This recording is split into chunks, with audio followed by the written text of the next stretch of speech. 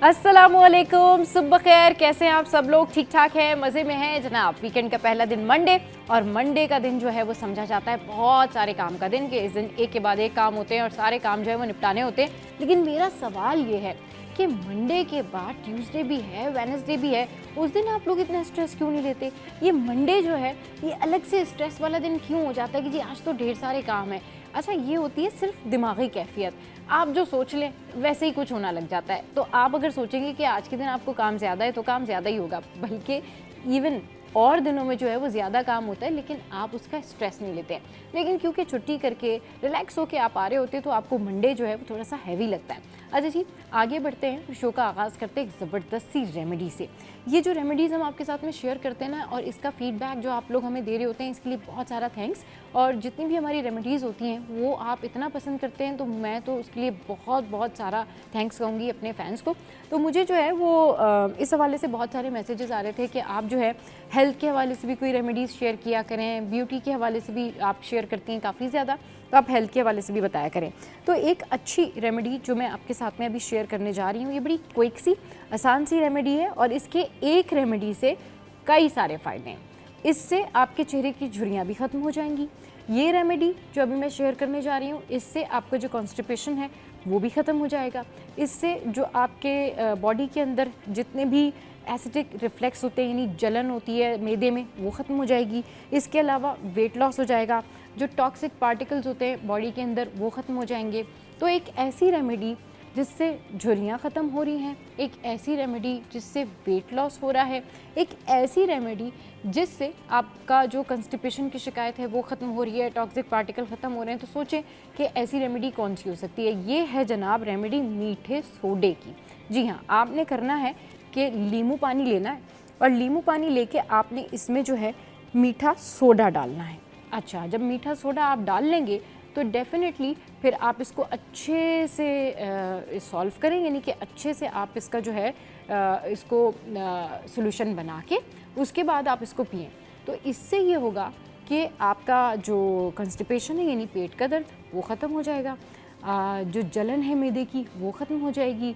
फिर ये जो आपके दीगर इश्यूज़ हैं ना, चेहरे की झुर्रियाँ हो गई, लेथार्जिक रहना हो गया, गिरे पड़े रहना हो गया, ये सारे मामलात जो हैं ये भी ख़त्म हो जाएंगे। तो ये आपने करना है, मीठा सोडा लेना है, और फिर आपने लेना है नींबू पानी, और इसका इस्तेमाल आपने करना है।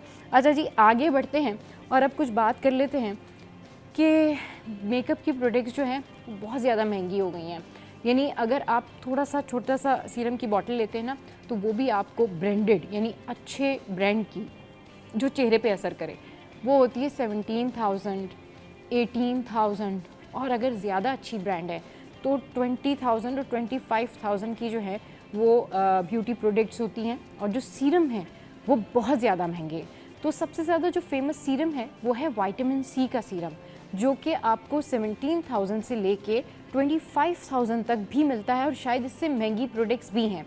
और क्या होता है कि वो इतना सा होता है, और पूरा मंथ अगर आप उसको यूज़ करें तो वो जल्दी से ख़त्म हो जाता है। तो ये तो जेब पर बड़ा भारी है, मतलब ये तो अफोर्ड करने के लिए भी जो है ना बड़ा एक्सपेंसिव प्रोडक्ट है, कि आप किस तरीके से जो सीरम है वो यूज़ कर सकते हैं इतना महंगा। अब जो अफोर्ड कर सकते हैं उनके लिए तो कोई प्रॉब्लम नहीं है, लेकिन जो अफोर्ड नहीं कर सकते तो वो ये घर में बना लें और जितना चाहें लगाएं। तो इसके लिए आपने करना ये है कि आपने लेना है लेमन जूस, इसके अलावा आपने लेना है एलोवेरा जेल 1 टेबल स्पून, और लेमन जूस जो है वो भी आपने 1 टीस्पून लेना है। उसके बाद आपने हाफ़ टेबल स्पून, यानी कि 1 चुटकी हल्दी लेनी है, और फिर आपने उसके अंदर कम से कम 2 या 4 विटामिन ई की जो कैप्सूल्स हैं वो डाल लेनी है। तो ये जी मैं दोबारा से बता देती हूँ कि घर में विटामिन सी का सीरम बनाने का तरीका ये है कि विटामिन ई की कैप्सूल लें, 1 चुटकी हल्दी, और फिर उसमें एलोवेरा जेल, फिर लेमन जूस, इसको अच्छे से मिक्स करें। और जो महंगा सीरम है, जो महंगा सीरम ख़रीदते हैं आप 18,000 20,000 का, जो छोटा सा बॉटल के अंदर होता है, तो ये ज़्यादा तादाद में लगाएं, और फिर आप देखें कि आपको इससे बहुत ज़्यादा होगा फ़ायदा। और इस फ़ायदे के बाद आपने ज़रूर हमें कॉल करनी है और हमारी सोशल साइट पर बताना है कि ये सीरम जो है ये कितना ज़बरदस्त रहा, क्योंकि ये आपके हाथों को भी गोरा करेगा, चमकदार करेगा, इसके अलावा जो है ये आपकी स्किन को भी गोरा करेगा, चमकदार करेगा, और कहीं जाने से पहले, मेकअप से पहले आप ये लगाएं तो आपकी स्किन जो है वो ग्लो ग्लो ग्लो करेगी। अच्छा जी, आगे बढ़ते हैं, कुछ मौसम की बात कर लेते हैं। मौसम औसम था, अब नहीं रहा। कल बहुत गर्मी थी, और जो मैं कह रही थी ना कि ये जैसे ही 14 अगस्त जाएगा ना, उसके बाद सितंबर में आती है वापस गर्मी, लेकिन अभी भी जो मानसून का स्पेल है वो बरकरार है, बारिशों के इम्कानात हैं। सूरत हाल ये है कि दरियाए सिंध में भी जो है काफ़ी ज़्यादा रवानी है मौजों की, तो इस हवाले से भी बात करेंगे। लेकिन अभी जो फ़िलहाल मौसम है वो कुछ इस तरह से है कि मौसम गर्म है, मरतूब है, और हवा में जो नमी का तनासुब है, हवा की रफ्तार जो है वो कम हुई है, जिसके बाइस जो है अब घुटन भी है, यानी आप कहते हैं ना मतलब ऐसा लग रहा है जैसे हब्स है।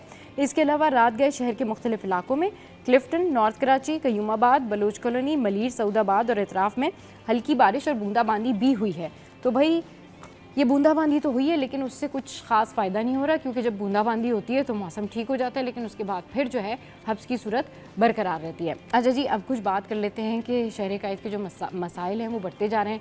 एक तरफ तो मौसम जो है वो दोबारा से गर्म और मरतूब हो गया है, दूसरी जानिब बिजली के मसाइल बहुत ज़्यादा हो गए हैं, और ये जो बिजली है ये शहरियों के लिए ना एक तरह का बिजली का बिल भी और बिजली के मसाइल भी, कि बिजली की जो लोड शेडिंग है या जो ट्रिपिंग की जाती है या फिर जो ब्रेक डाउन है, उससे शहरी हो गए हैं परेशान। और मेनली जो लोग शिकायतें करते हैं, बाहर प्रोटेस्ट करते हैं, वो बिल्कुल एक तरीके से ठीक कर रहे होते हैं, क्योंकि वो क्या करें, वो बिजली के भारी भरकम बिल भी देते हैं, लेकिन बिजली इन एरियाज़ में नहीं आती। ये मलीर ओल्ड सिटी एरिया है, औरंगी टाउन है, और ये इस तरह के एरियाज़ हैं जहाँ पर बिजली की बहुत प्रॉब्लम है। और फिर इसके अलावा जो है ना, ये जो ओवरऑल सिचुएशन है वो ये है कि लोग जहनी मरीज़ बनते जा रहे हैं, क्योंकि बिजली नहीं आती है, गैस नहीं आती है। तो ये सारे मसले शहर में 70% इलाके बिजली की लोड शेडिंग से मुस्तस्ना है कि इलेक्ट्रिक ये कहती है, लेकिन जो बाकी एरियाज़ हैं वो कहाँ जाएं, वो क्या करें, कोई पूछने वाला नहीं है।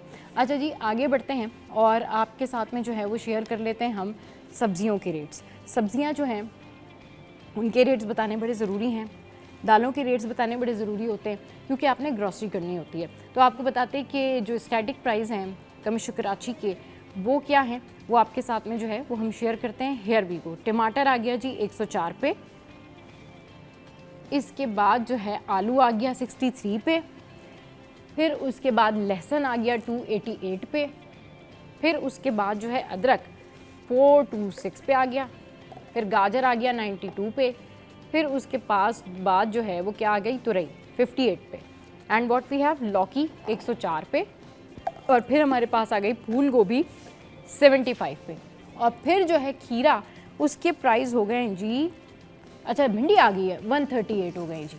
फिर उसके बाद आ गई है प्याज जो कि है 58 पे जनाब। अब आगे बढ़ते हैं और जल्दी से शेयर करते हैं आपके साथ में करेंसी रेट्स। और करेंसी रेट्स जो हैं वो इस हमारे पास तो स्टैटिक होते हैं, बट डेफिनेटली आप जब जाते हैं तो फिर वो प्राइजेस जो है वो अप एंड डाउन होते हैं, बट ये एक्यूरेट करेंसी रेट्स हम आपके साथ में शेयर करते हैं। ऑस्ट्रेलियन डॉलर है 188, कैनेडियन डॉलर है 209, यूरो जो है वो 331 है, कुवैती दिनार जो है वो 926 है।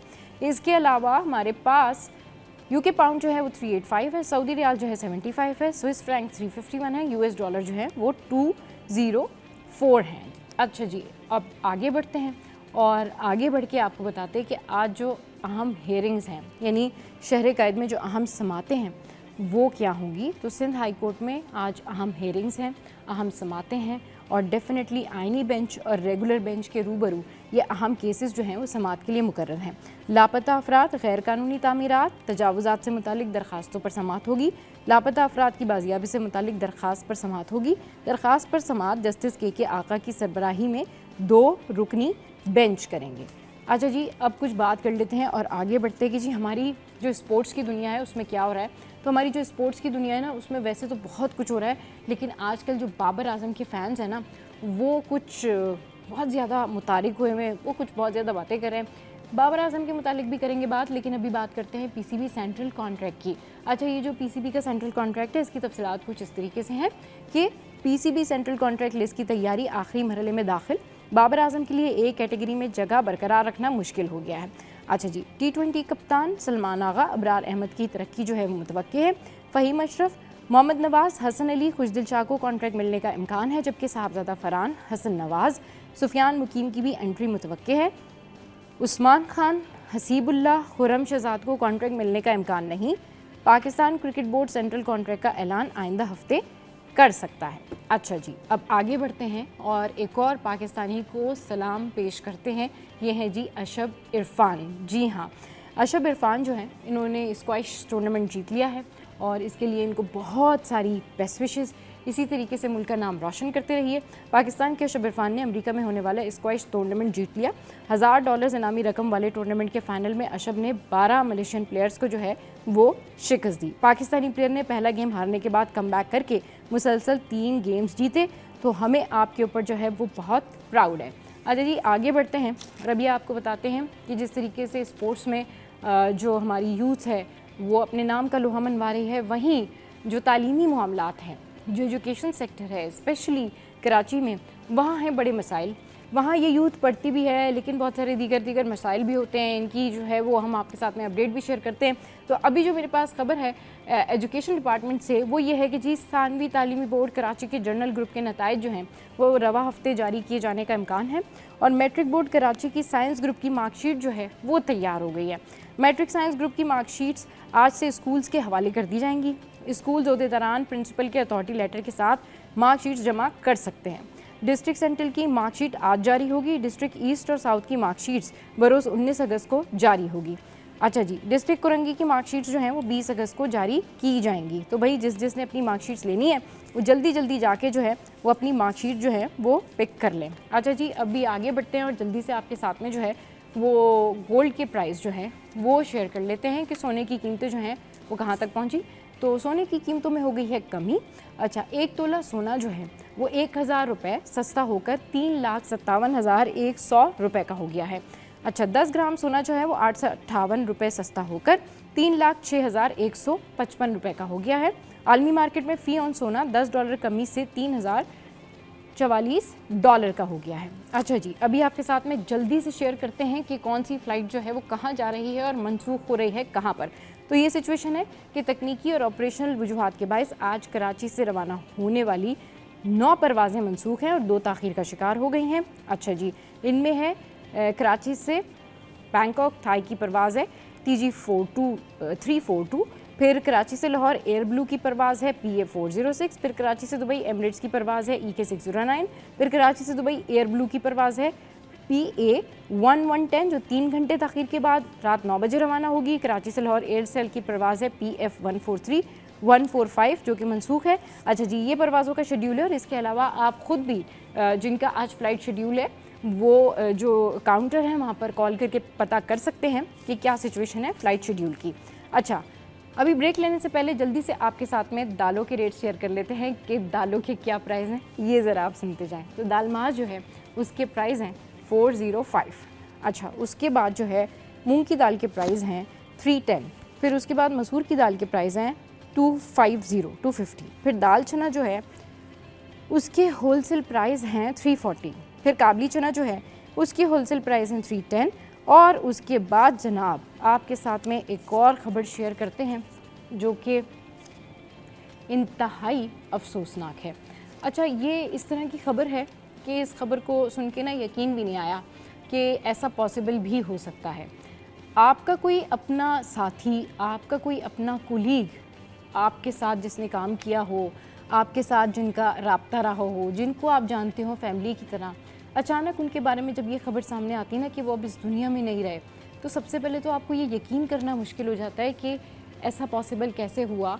चलिए जी, समटाइम्स ऐसे होता है ना कि कोई एक्सीडेंट हो गया या कुछ और हो गया, लेकिन इस तरह बैठे बिठाए किसी का अपनी गाड़ी में बैठे बैठे चले जाना, ये एक बड़ी अजीब सी बात है कि कैसे पॉसिबल है, क्योंकि जो लोग अपने करीबी लोगों को जानते हैं उनको उनके बारे में पता होता है। मैं बात कर रही हूँ सहाफ़ी ख़ावर हुसैन के हवाले से, जिनके हवाले से ये ख़बर सामने आई, अफसोसनाक ख़बर सामने आई कि सांगड़ में गाड़ी में बैठे हुए उनके हाथ में गन थी, सर से उनके खून निकल रहा था और बहुत सारी ख़बरों के मुताबिक ये कि उन्होंने ख़ुदकुशी की है। कुछ भी कहना कबल अज़ वक्त है कि उन्होंने ख़ुदकुशी की है या इसके पीछे कोई प्लानिंग है या क्या है, हम इस बारे में कोई बात नहीं कर सकते हैं। लेकिन ख़ावर के हवाले से ये ख़बर इंतहाई अफसरदा ख़बर है। अल्लाह ताला उनके जो दर्जात हैं वो बुलंद करें। इसके अलावा वो एक बेहतरीन सहाफ़ी थे, वो एक निडर सहाफ़ी थे, वो एक बेहतरीन दोस्त थे, एक हमदर्द इंसान थे जो कि सबकी मुश्किल में उनके काम आते थे। एक बहुत अच्छे कुलीग थे और बहुत अच्छा जो है उनका रवैया था सबके साथ, बहुत लाइवली थे, उनको शायरी करने का शौक़ था, वो अपने दोस्तों के साथ बहुत ज़्यादा घूमते फिरते थे और इनकी जो नेचर थी वो सब ही जो है इनसे बड़ा खुश थे और सबके ही हमदर्द और सबके ही दोस्त थे। तो इस तरह के वाक़यात दिल दहला देते हैं और ये वो वाक़यात होते हैं जिनसे हमें बहुत कुछ सीखने की ज़रूरत है। हर उस वाक़ये से सीखें जो किसी के साथ पेश आता है और ये दुआ किया करें कि अल्लाह ताला हम सबको भी इस तरह से इन तमाम आफ़तों से बचा के रखे और अल्लाह ताला उनकी जो अहले खाना है उनको सब्र अता फ़रमाए। शो में या वक्त तो एक ब्रेक के बाद जब वापस आएंगे तो फिर टॉप स्टोरीज़ पर डिस्कशन करेंगे। हमारे साथ रहिए। Welcome back. न्यूज़ सेशन में खुश आमदीद। हमें ज्वाइन किया है महराज भाई ने और खुर्शीद भाई ने। अस्सलाम वालेकुम, वेलकम टू द शो। कैसे हैं आप लोग? ठीक ठाक हैं? अल्हम्दुलिल्लाह। अच्छा जी, टॉप स्टोरीज़ पे जाने से पहले थोड़ी सी बात कर लेते हैं कि हमारे जो कुलीग, साथी, सहाफ़ी खावर, उनके हवाले से इंतहाई अफसोसनाक खबर जो है वो सामने आई। तो मैंने तो अभी थोड़ी देर पहले भी इस हवाले से बात की थी कि यकीन नहीं आता, लेकिन इस वाक़े के हवाले से कुछ पता चल सका है कि क्या इनसाइड स्टोरी है, कमेटी बना दी गई है एंड ऑल दैट? बिल्कुल, देखिए कमेटी तो बनाई गई है आईजी सिंध की जानिब से भी और वज़ीर दाखिला की जानिब से भी इसके अहकाम दिए गए थे और 3 अच्छे अफसरान उसमें शामिल भी हैं। एक तो उसमें DIG इरफान बलोच हैं और दूसरे वहाँ के SSP भी हैं सांगढ़ के। जी जी। तो बात यह है कि जब ये एकदम खबर मिली तो तकरीबन सभी लोग शॉक्ड हो गए थे। सही। इसका रीज़न ये था कि वो सबसे ही बड़े अच्छे तरीके से मिलता था और अच्छे अखलाक का मालिक था वो। तो जाहिर सी बात है, मैं भी उसको सालों से जानता था, मेरे सामने फील्ड में आया, उसके बाद वो 2-3 अपना टीवी में रहा, फिर आज टीवी में रहा, आजकल डॉन में था। डॉन में जब एंकर भी था वो वहाँ पर और अच्छा इखलाक का और अच्छी खासी मालूमात रखने वाला था, सोशल मीडिया पर काफ़ी एक्टिव था। तो इसलिए यकीन नहीं आ रहा कि वो ऐसा शख्स जो है वो खुदकुशी क्यों कर सकता है। लेकिन अभी तक मैं आपको बताऊं, वालिद ने भी उनकी यही कहा है कि ऐसा पॉसिबल नहीं है कि वो, लेकिन जो अभी तक जो तफ्तीश हुई है तो उससे जो है पुलिस के बयान से भी और जो वहाँ के सिनेरियो है, लोगों से जो उनकी बारे में मालूमात ली गई वाक़े के बारे में, जाए वक़ूअ के हवाले से एक CCTV फुटेज भी मिली। फिर दूसरी बात है कि जिस तरह से वो गाड़ी में पाए गए, तो उसके पूरे मामला से फ़िलहाल यही लगता है कि वाक़या खुदकुशी का है, लेकिन खुदकुशी का मुहर्रिक क्या था और वजह क्या थी, ये अभी तक सामने नहीं आई है। ये वजह जो है वो सामने नहीं आई। आगे बढ़ते हैं और हमारी अगली टॉप स्टोरी जो है वो आपके साथ में शेयर करते हैं। अब कुछ है इस तरह से कि ये जो सिचुएशन है ना, ये जो माहौल है जिसमें हम जेनज़ीज़ के हवाले से बात कर रहे होते हैं, तो अब जो आजकल के बच्चे हैं वो न सिर्फ अपने घरों में मोबाइल फ़ोन के जो है आदी हो गए, बल्कि इसके अलावा अब इन बच्चों ने जो है वो हॉस्पिटल भी जाते हुए अपने पेरेंट्स को भी इमोशनल ब्लैकमेल करना शुरू कर दिया और स्टाफ को भी इमोशनल ब्लैकमेल करना शुरू कर दिया। ये खबर है चिल्ड्रन हॉस्पिटल की, जहाँ पर बच्चे जब भी OPD में आते हैं तो वो ये कहते हैं कि पहले हमें मोबाइल फ़ोन दिया जाएगा तो हम इंजेक्शन लगाएंगे, अगर किसी बच्चे को कोई चोट लगी है तो ड्रेसिंग करनी होगी, अगर किसी की कोई भी किसी को इमरजेंसी में ट्रीट करना है, कुछ भी करना है, यानी ऐसी सूरत हाल में जिसमें वो होश में है, ठीक है, तो वो कहते हैं जी पहले आप मोबाइल फ़ोन दें और फिर जो है वो हम इलाज कराएंगे, वरना हम इलाज ही नहीं कराएंगे। आप ये देखिए, मतलब नौबत यहाँ तक आ गई है कि स्टाफ और पेरेंट्स दोनों ही परेशान हो गए। हॉस्पिटल का स्टाफ कि जी बच्चों को साथ लाएं तो चिल्ड्रन हॉस्पिटल में मोबाइल भी लेके आए। भाई देखिए, बच्चे ये हमारे ऐद के हैं, ठीक है ना। अच्छा तो अच्छा, अब बताऊँ बात क्या है। बात ये है कि अगर आप अपने अतराफ़ में जायज़ा लें ना, फैमिलीज़ में, अपने घरों में, तो आपको ये बात नज़र आएगी कि जैसे खातून खाना जो है, ये बच्चे की वालदा जो हैं वो काम कर रही हैं, घरेलू काम में मसरूफ़ है। अब उन्होंने क्या किया, बच्चा रो रहा है या तंग कर रहा है तो उन्होंने फटाफट कार्टून निक लगाया, मोबाइल फ़ोन पे उसके हाथ में दे दिया। सही। अच्छा, अब उससे हुआ ये है कि अब उनकी आदत बड़ी पुख्ता होती जा रही है बच्चों की। ये हम भी अपने घरों में भी देख रहे हैं, अपने रिश्तेदारों के घरों में जाते हैं वहाँ भी देख रहे हैं। तो उसमें यह है कि अब हॉस्पिटल आने के बाद भी यही होता है। अब यकीन करें, हॉस्पिटल में जो बच्चे आते हैं, जाहिर सी बात है उनको पता है दवाई पीनी पड़ेगी या फिर इंजेक्शन लगाना पड़ेगा, तो वो उनको वालदा या वालिद खुद भी थोड़ा सा ताकि उनका डाइवर्ट हो ना, तो इसलिए भी दे देते हैं। और यकीन करें कि अगर छोटे बच्चे के बाल कटवाने के लिए चले जाएं ना किसी सैलून में, जी जी, तो वैसे बच्चे बड़ा शोर मचाते हैं बाल कटाते हुए। और मैंने अभी खुद देखा 2 दिन पहले एक बच्चा था, बड़े इत्मीनान के साथ बाल कटवा रहा था। मैंने कहा यार छोटा सा बच्चा और बड़े सुकून से बाल कटवा रहा, तो मैं थोड़ा सा करीब गया तो पता चला कि वो कार्टून उसके देख रहा हाथ में है। वो मोबाइल चल रहा था, और वो इसलिए आहा सुकून से बाल टमाटर कटवा बड़े रहा था। मजेदार, आहा टमाटर बड़े मजेदार चल रहा था और वो उसको देख रहा था और उसकी बाल की कटिंग हो रही थी। तो भाई ये हमारे हद के बच्चे हैं और जाहिर सी बात है डिजिटल अगर मामला है तो वो उसका भरपूर फायदा उठा रहे हैं। बहरहाल इसके नुकसान अपनी जगह, जाहिर सी बात है आंखों का नुकसान तो है, लेकिन ये कि इससे थोड़ा सा जो अहले खाना है उनको रिलैक्स मिल जाता है कि चलो यार ये बिजी है तो उस दौरान में हम अपना कोई काम निपटा लें। हॉस्पिटल में जितने भी बच्चे आते हैं वो ये कहते हैं कि भाई स्टाफ को भी ये कहते हैं हॉस्पिटल के पहले मोबाइल दें तो इलाज कराएंगे, और अगर इंजेक्शन लगवाना है तो भी मोबाइल हो साथ में हो। और अलावा जो है ना वो आप देखें लाइन से इमरजेंसी में जितने बच्चे वेट कर रहे होते हैं ना उन सबके पास सेलफोन्स होते हैं और वो चुप करके वहाँ पे बैठे होते हैं, वरना इतने सारे बच्चे हॉस्पिटल में बैठे हो तो चुप बैठ ही नहीं सकते। बिल्कुल ऐसी है मिराज भाई का जुमला कि बच्चे हमारे अहद के बड़े हो गए, जवान हो गए। और दूसरा अल्लामा इकबाल का एक शेर है कि तुम्हारी तहजीब अपने ही खंजर से आप ही खुदकुशी करेगी, जो शाख नाजुक पे बनेगा आशियाना नापायदार होगा। तो ये जो शाख नाजुक है ये हमने खुद ही डेवलप किया है और ये पायदार नहीं है, नापायदार है। इसी तरह आप देखेंगे एक डिजिटल का एक फोबिया चला कि भाई आप डिजिटल पे शिफ्ट हो, डिजिटल पे शिफ्ट हो। तो ये डिजिटल ही है मोबाइल भी। और देखें मोबाइल एक ऐसी इजाद है जिसने आपको पूरी दुनिया से कनेक्ट कर दिया है। एक ग्लोबल विलेज की सूरत में आप और हम इस वक्त जो है वो मौजूद हैं, लेकिन हम अपने करीब वाले शख्स से राब्ते में नहीं है और अमेरिका वाले शख्स से राब्ते में हैं, बार्सिलोना वाले शख्स से राब्ते में हैं। तो लेकिन ये जो ग्लोबल विलेज है, एक ग्लोबल एक आलमी जिहाद का जो मंजर है, ये इंतहाई ख़तरनाक सूरत इख्तियार करता जा रहा है। जो बच्चे इस वक्त जो है वो तवज्जो के मुंतज़िर होते हैं, जो नौखेज़ जहन होते हैं वो अपने वालिदैन की तवज्जो का मुंतज़िर होते हैं कि वो कोई ऐसी एक्टिविटी करते हैं कि वालिदैन जो है उनकी तरफ मुतवज्जो हों। जब वालिदैन मुतवज्जो नहीं होंगे, उनकी तरफ उनकी तवज्जो कम होगी, तो यकीन तौर पर बच्चा तो मासूम है ना, तो वो अपनी एक्टिविटीज़ को उसको तो कुछ ना कुछ करना है। मेरा छोटा बेटा है 3.5 साल का, वो जानबूझ के गिर जाता है कि बाबा मुझे देखें, कि उसकी वो तवज्जो चाहता है, वो तवज्जो चाहता है, मोहब्बत चाहता है, प्यार चाहता है, इखलास चाहता है, नरमी, शफकत और तमाम वो चीज़ें बच्चा चाह रहा होता है। तो वालिदैन को मैं समझता हूँ चाहिए कि वो उसको टाइम दें प्रॉपर, उसके साथ कोई एक्टिविटी करें ऑफिस से जाने के बाहर, और एक्टिविटीज़ में फिर ये होगा कि उसके साथ जो है वो खेलें, उससे स्टोरी सुने, उसको स्टोरी सुनाएं कि आप जब ऑफिस से घर जाएं तो पूछो उससे आपने क्या किया। तो इस तरह की कोई सेहतमंदाना सरगर्मियाँ उसके साथ इन्वॉल्वमेंट करें तो फिर ये बच्चा जो है ना अपनी इसको जो है वो डाइवर्ट कर सकेगा, डाइवर्ट कर सकते हैं। अच्छा जी, एक और ख़बर ये है कि हॉस्पिटल से रिलेटेड ये खबर है कि जब शहरी जाते हैं हॉस्पिटल तो वो पहले ही इस हाल में होते हैं, उस तरह से जा रहे होते हैं इमरजेंसी की सूरत हाल में। वहाँ पर भी पार्किंग माफिया का राज है और वहाँ पर भी उनसे जो है वो पहले तो ये कहा गया था कि पार्किंग मुफ्त है, लेकिन अब 50 रुपये कर दी गई है। तो वो गरीब इंसान जिसके पास 100 रुपये नहीं है और वो हॉस्पिटल जा रहा है, गवर्नमेंट हॉस्पिटल जा रहा है इस उम्मीद से कि यहाँ मुफ्त इलाज हो जाएगा, वो पहले पार्किंग माफिया को 50 रुपये दे, ये तो उसकी दस्तरस से बाहर है। देखिए यहाँ इस शो में बैठ के भी और इससे पहले भी हम कई बार इस मामले पर बात कर चुके हैं। मेयर कराची ने भी एक ऐलान किया था, आपने सुना होगा जी जी बिल्कुल, पार्किंग फ्री करार दे दिया। तो बात यह है कि अगर सिंध हुकूमत और बल्दियात में सिटी डिस्ट्रिक्ट गवर्नमेंट के अंदर आपस में ही कनेक्शन नहीं है तो कैसे उस पर इम्प्लीमेंट हो सकता है। उनके एक मेयर साहब कहते हैं जी फ्री, ठीक है, टाउन कहता है कि नहीं जी हम तो चार्जिंग करेंगे। अच्छा, इसका फ़ायदा कौन उठा रहा है? इसका फ़ायदा उठा रही है माफिया, ठीक है।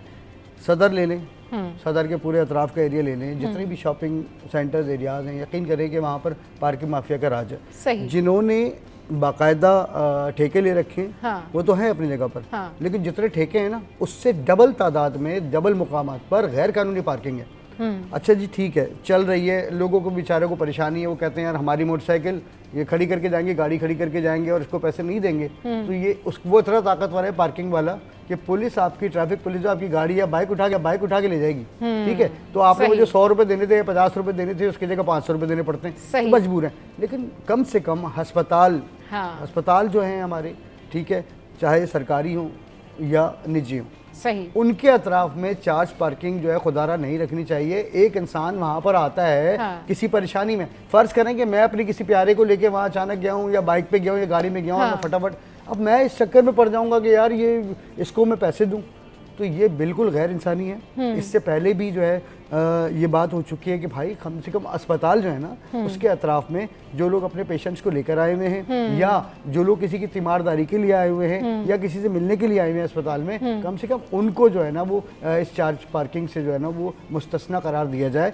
क्योंकि अस्पताल कोई भी अपनी खुशी से नहीं आता। सही कह रहे हैं, हॉस्पिटल कोई भी अपनी खुशी से नहीं आता, और जो लोग हॉस्पिटल आ रहे हैं वो पहले ही इतनी परेशानी में आते हैं। आपको पता है कि हमारी आवाम जो है उसके जो हालात हैं, महंगाई के लोग होते हैं, ऊपर से इमरजेंसी हो जाए वहाँ पर आए, फिर वो उनसे पार्किंग मांगते हैं कि जी 50-50 रुपये आप पार्किंग दें, 100-100 रुपये आप पार्किंग दें। हुकूमत ये कह देती है कि जी फ्री है, ऐसा कुछ भी नहीं है, लेकिन ये ऐलानात जो हैं धरे के धरे रखे हुए नज़र आते हैं। अच्छा जी, एक और ख़बर है जो कि हम डिस्कस कर लेते हैं, और वो ये है कि कराची में सीमेंट की कीमतें जो हैं वो बेकाबू हो गई हैं, लेकिन इस खबर पर होगी बात एक ब्रेक के बाद।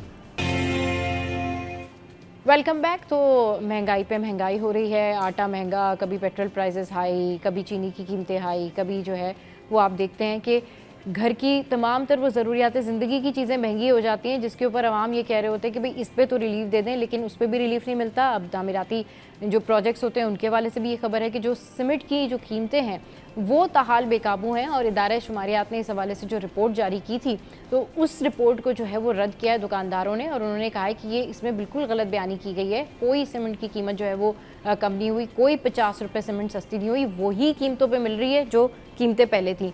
खुर्शीद भाई, मैं चाहूँगी ज़रा आप इसके ऊपर डिस्कशन करें कि ये कीमतें जो हैं ये आउट ऑफ कंट्रोल हो जाती हैं, ये कंट्रोल में भी नहीं होती, फिर इस तरीके से जो है वो दुकानदार परेशान होते हैं, लोग परेशान होते हैं। आप देखें ख़रीदार कहाँ से आएंगे? मैं किसके हाथों लहू तलाश करूं? हर शख्स ने पहने हुए दस्ताने।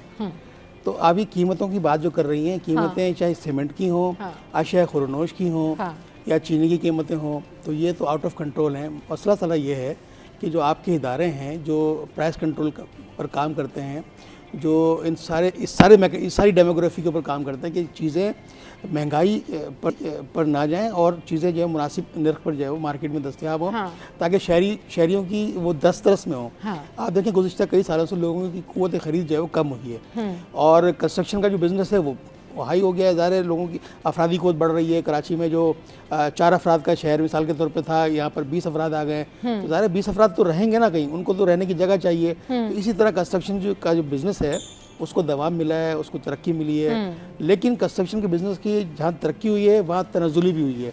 सही। उनके टैक्सेस में इजाफा हुआ है, उनकी दीगर जो मरात हैं जो उनको सब्सिडी मिल रही होती थी उसमें भी उनको नुकसान पहुँचा है। और ये आबाद के जो चेयरमैन हैं उनका भी ये कहना था कि इस सूरत हाल में हम लोग बिज़नेस नहीं कर सकते, हम लोग कंस्ट्रक्शन का काम नहीं कर सकते। जो और दूसरा फिर एक बात और है कि कराची में आप यही देखिए कि जहाँ जिस इलाके में 100 अफराद की रहने की गुंजाइश थी वहाँ पर 10,000 लोग रहने लग गए हैं, बिल्डिंग्स बनना शुरू हो गई हैं, और वहाँ पर जो बुनियादी सहूलियात हैं, जो बुनियादी पानी है, बिजली है, इंफ्रास्ट्रक्चर है, वो जो है वो इंतहाई जो है वो करीब होता चला जा रहा है। उसकी वजह है कि अफरादी क़ुव्वत का बढ़ना है, हमारे पास मैकेनिज्म तो है नहीं, कितने लोगों को यहाँ एडजस्ट करना है, कोई मास्टर प्लान होना चाहिए ना। तो हुकूमत को चाहिए कि मैं समझता हूँ कि इसके ऊपर कोई अच्छी को मरबूत हिकमत अमली के साथ चीज़ों को जो भी ज़रूरियात ज़िंदगी की चीज़ें हैं, सीमेंट हमारी बुनियादी ज़रूरत है, ज़ाहिर है कंस्ट्रक्शन का बिजनेस से वाबस्ता है, लोग रहेंगे, तो और दीगर जो हमारी अशिया है उस पर कोई अच्छी हिकमत अमली के साथ जो है वो कंट्रोल करे।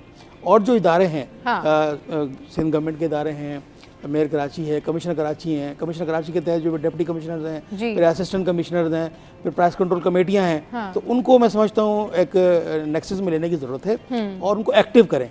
वो इस वक्त भी एक्टिव हैं, वो सिर्फ रमज़ान मुबारक में एक्टिव होते हैं, वो भी 4-6 दुकानों का चालान करते हैं, अदरवाइज वो घर पे वो अपने ऑफिस में बैठ के जो है वो बाबू बने रहते हैं हमारी। सही, बिल्कुल। बात यही है ना कि प्राइसेस कंट्रोल करना तो गवर्नमेंट का काम है, और रिलीफ देना, ये रिलीफ आवाम को ना रिलीफ चाहिए। और फिर जब ये रिपोर्ट आई तो फिर दुकानदारों ने ये कहा कि नहीं 50 रुपये सस्ती नहीं हुई है, तो ये सूरत हाल है जी। और इस तरह की इसमें एक चीज़ और है साहब कि हमारे पार्लियामेंटेरियन की तनख्वाहें बढ़ी हैं अभी कौमी असम्बली में, सिंध हुकूमत में।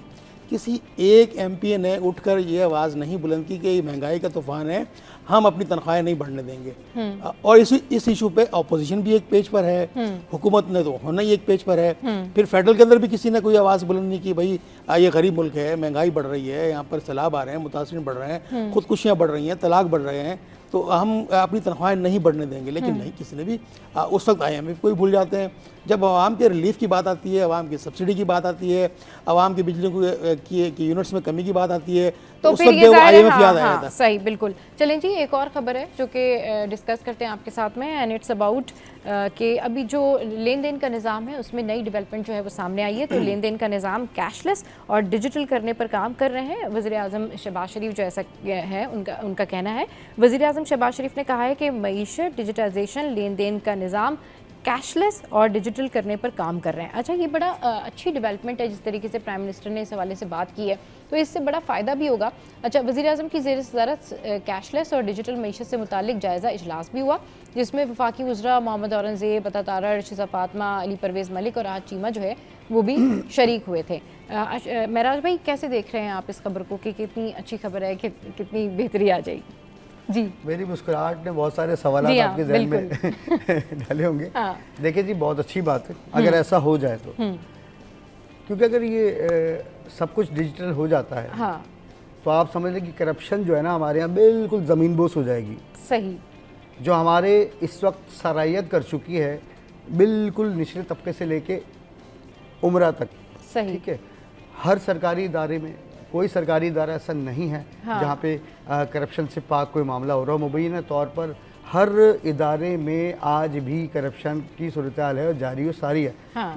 मतलब यहाँ तक कि एक हमारे यहाँ करप्शन को जो एक एंटी करप्शन के हमारे अफसर हैं, दोस्त हैं, उन्होंने एक मुझे बात कही थी मिसालन कि जी हमारे यहाँ करप्शन जो है बिल्कुल सड़क पे छोटा सा जो एक ठेला लगाता है ना फ्रूट का, वहाँ से शुरू होती है। मैंने पूछा कैसे? वो तो गरीब आदमी है। बोला वो गरीब आदमी जो है वो आम जो है वो आप पैदल जाएंगे तो 200 रुपये किलो बेचेगा, मोटरसाइकिल पे 250 रुपये बेचेगा, और कोई कार में आ गया तो वो 400 रुपये का बेचेगा। सही। तो हमारे यहाँ सूरत हाल ये है। तो अगर हमारे यहाँ करेंसी और ये जो लेन देन के मामला हैं डिजिटलाइज हो जाते हैं तो इसका मतलब है फिर हम टैक्स के पूरे नेट पे भी आ जाएंगे, क्योंकि जो भी हम ट्रांजैक्शन करेंगे, किसी को भी लेंगे देंगे, उसका एक पूरा रिकॉर्ड होगा। सही। जब रिकॉर्ड होगा तो ये भी पता होगा कि भाई इतने पैसे आपके पास आए कहाँ से, ठीक है, राइट, आप कहाँ से लाए और आपने जिसको दिए उसको क्यों दिए, ठीक है। अच्छा, एक तो ये होगा, यहाँ पकड़ आएगी। दूसरा ये होगा कि उसमें टैक्सेस जो होंगे वो आप सिंपली आपको देने पड़ेंगे, कहीं भी आप छुपा नहीं सकते टैक्स को, नहीं छुपा तो ये सारी चीजें अगर हो गई तो हमारा वतन अजीज सुधर जाएगा और सारे मामला बेहतर हो जाएंगे। हमारी सड़कें भी बन जाएंगी, हमारे यहाँ पानी का इशू भी खत्म हो जाएगा, हमारे यहाँ गैस भी आ जाएगी और बिजली भी आ जाएगी, और करप्शन से पाक जो है वो सारी चीजें हो जाएंगी। तो अगर ऐसा हो जाए तो क्या बात का है, नमूना। बिल्कुल। अगर ऐसा हो जाए क्या बात है। और इस तरह की चीज़ें जो है ना होनी चाहिए। ये जो कैश के मामला है ना, इसमें ये एक डेवलपमेंट है जो कि बहुत ज़बरदस्त है। अच्छा जी, एक और ख़बर आपके साथ में शेयर करते हैं और ये है दरियाए सिंध के हवाले से। और अभी रिसेंट जो मानसून की वार्निंग जारी की गई है, बताया गया है कि भाई और एक बारिश का स्पेल जो आ रहा है, तो सवाल ये है कि क्या हम तैयार हैं रेन इमरजेंसी के लिए। तो दरियाए सिंध में तरबेला, कालाबाग, चश्मा और तौसा बैराज पर जो है वो दरमियाने दर्जे का सैलाब है। दरियाए सिंध में तरबेला और कालाबाग चश्मे की ये सूरत हाल जो हम आपको दिखा भी रहे हैं। अच्छा, जो फ्लड फोरकास्टिंग डिवीजन है लाहौर के मुताबिक दरियाए सिंध में गुड्डू बैराज पर निचले दर्जे का सैलाब है, और इस तरह दरियाए सतलुज में हेड सलेमान की और गंडा सिंह वाला पर भी निचले दर्जे का सैलाब है। दूसरी जानिब मियां वाली में दरिया के किनारे आबाद कच्चे के इलाकों को खाली करने की हिदायत जारी कर दी गई हैं। खुर्शीद भाई, अभी इससे पहले भी हमने देखा कि खैबर पख्तूनख्वा में जो है वो कितना ज़्यादा जानी और माली नुकसान हुआ, जिस तरीके से वहाँ पर लोग मौजूद थे। अब यहाँ पर भी जो रहने वाले लोग हैं इतराफ़ में, उनको भी अलर्ट जारी कर दिया गया है कि आप ये जगहें जो हैं खाली कर दें। दूसरा, लोग घूमने फिरने के लिए भी उन जगहों पर बहुत ज़्यादा जाते हैं। तो इस सारी सूरत में आप क्या कहेंगे कि लोगों को किस तरीके से प्रिपेयर रहना चाहिए और जो इंतज़ामिया होती है उसकी प्रिपरेशन क्या होनी चाहिए? देखें, इस वक्त जो सैलाबी सूरत हाल है हमारे नॉर्दर्न एरियाज़ में, सवात में और KP की सूरत हाल जो है वो तशवीशनाक तो है। हम बात उसमें हुई है, उस पर अफसोस का भी इज़हार है और दुआ करते हैं कि सूरत हाल बेहतर हो जाए। लेकिन जो इन इलाकों में रहते हैं उन्हें कम से कम अपनी जान की हिफाजत के लिए और उनको किसी महफूज मकाम पर शिफ्ट हो जाना चाहिए। अच्छा, मुश्किल होता है, ज़ाहिर है, पूरा आपको एक गृहस्थी होती है उसको छोड़ना, लेकिन जान से बढ़कर कोई कीमती चीज़ नहीं है, तो ऐसे इलाकों से फौरी तौर पर शिफ्ट हो जाना चाहिए। दूसरा, फिर जो ऐसे इलाकों में रहते हैं जो पहाड़ी पर रहते हैं या नॉर्दर्न एरियाज़ में जो सियाहती मकामात पे जो वहाँ के मकीन है, उनको कम से कम अपने घर में चंद लाइफ जैकेट्स जो है वो इस तरह का जो फर्स्ट एड का सामान है और लाइफ सेविंग का जो सामान है वो कम से कम उनको रखना चाहिए। अगर कोई खुदा न खास्ता ऐसी सूरत पैदा हो तो कम से कम वो कुछ ना कुछ अपने बचाव का मामला कर लें। इसके अलावा फिर हमारे जो PDM में है, NDM में है, इसके अलावा सिंध गवर्नमेंट है, फिर हमारे सिक्योरिटी के इदारे हैं वहाँ इस वक्त मौजूद हैं और वो लोगों को रेस्क्यू भी कर रहे हैं, उनकी जान भी बचा रहे हैं। उसके अलावा समाजी तंजीमें मौजूद हैं, अल खिदमत पाकिस्तान वहाँ मौजूद है, पाकिस्तान मरकज़ी मुस्लिम लीग के लोग वहाँ मौजूद हैं और दीगर वो इलाकाई जो वहाँ की समाजी तंजीमें हैं वो अपनी मदद आपके तहत जो है वो गवर्नमेंट के साथ मिल के उनको रेस्क्यू भी कर रहे हैं, उनको महफूज मकाम पर मुंतकिल भी कर रहे हैं। फिर जहाँ तक बात आई आपकी PDMA की, NDMA की, तो उन्होंने भी ये गुज़िश्ता माह भी अलर्ट जारी किया था अपने जो मुतल्लिका लोग हैं सिंध के अंदर तकरीबन 5 मकामात पे उनके सेंटर्स मौजूद हैं और वहाँ पर वेल इक्विप्ड उनकी जो मशीनरी है, उनके लोग हैं, उनको उन्होंने मुतहरिक करके रखा कि किसी भी हंगामी सूरत हाल में आप जो है वो अपनी मशीनरी को, लोगों को अलर्ट रखें। और उन्होंने खैमों का भी टेंडर दिया है इसमें कि अगर कोई खुदा न खास्ता सिंध में अगर कोई ऐसी सैलाबी सूरत हाल आती है तो हम उसको किस तरह से हमने उसको सेव करना है, किस तरह से लोगों की जान बचानी है। इसी तरह कराची में एक समाजी तंजीम है हेल्पिंग हैंड, तो उनसे जब मेरी बात हुई उन्होंने कहा कि हमारे पास कम से कम 1000 लोगों को रेस्क्यू करने का हमारे पास सामान इक्विप मौजूद है, हमारे पास खेमे मौजूद हैं और हमारे पास जो खाना है पैक्ड वो मौजूद है और मच्छरदानियाँ मौजूद हैं, खेमे मौजूद हैं। तो अगर कोई खुदा न खास्ता कराची में ऐसी सूरत होती है तो हम 1 से 1500 अफराद को फौरी तौर पर फिल हम उसको रेस्क्यू कर सकेंगे। ये उनका एक अपनी डोमेन में ये इंतजाम उन्होंने करके रखा हुआ है। ज़रा रियासत के काम है, तो रियासत बहुत बड़ी तादाद में और बहुत बड़े पैमाने पे काम कर सकती है। रियासत और समाजी तंजीम के अंदर फ़र्क होता है जी। तो ये गवर्नमेंट ने तमाम अपने जो इंतजाम हैं वो कर रखे हैं। हाँ, फिर जो कराची में जो सूरत हाल है हमारी इंटरनल जो नालों की सूरत हाल है उसको मैं समझता हूँ उसके साफ़ होने की ज़रूरत है। बिल्कुल सही कह रहे हैं कि कराची में जो सूरत हाल है ना कि बात वही आती है, क्वेश्चन ये होता है कराची में कि जी हम कितने प्रिपेयर हैं और हम इनकी कितनी तैयारी कर रखी है। महराज भाई कितने प्रिपेयर हैं? भाई मैं तो सालों से ये सुन रहा हूँ कि नाले साफ हो रहे हैं, आप भी सुन रही हैं, हाँ। फुटेज भी बन के आती है, हाँ। भाई पूरे साल नाले साफ हो रहे होते हैं। कौन सी कंपनी है ये तो कौन सी कंपनी है हाँ। जो इस नालों को साफ ही नहीं कर पा रही? वो घूम फिर के मेयर कराची भी ये बोल देता है कि पब्लिक का मसला है, हाँ। पब्लिक थैली फेंक देती है, हाँ। आपने थैली वाले भी बंद कर दिए भाई, थैली पे पाबंदी लगा दी। तो ये जो CCTV फुटेजेस लगी हुई है जो नालों में कचरा फेंक रहे हैं उन्हें पकड़े, रोके, ठीक है, उनको आप पकड़े, FIR करें ना।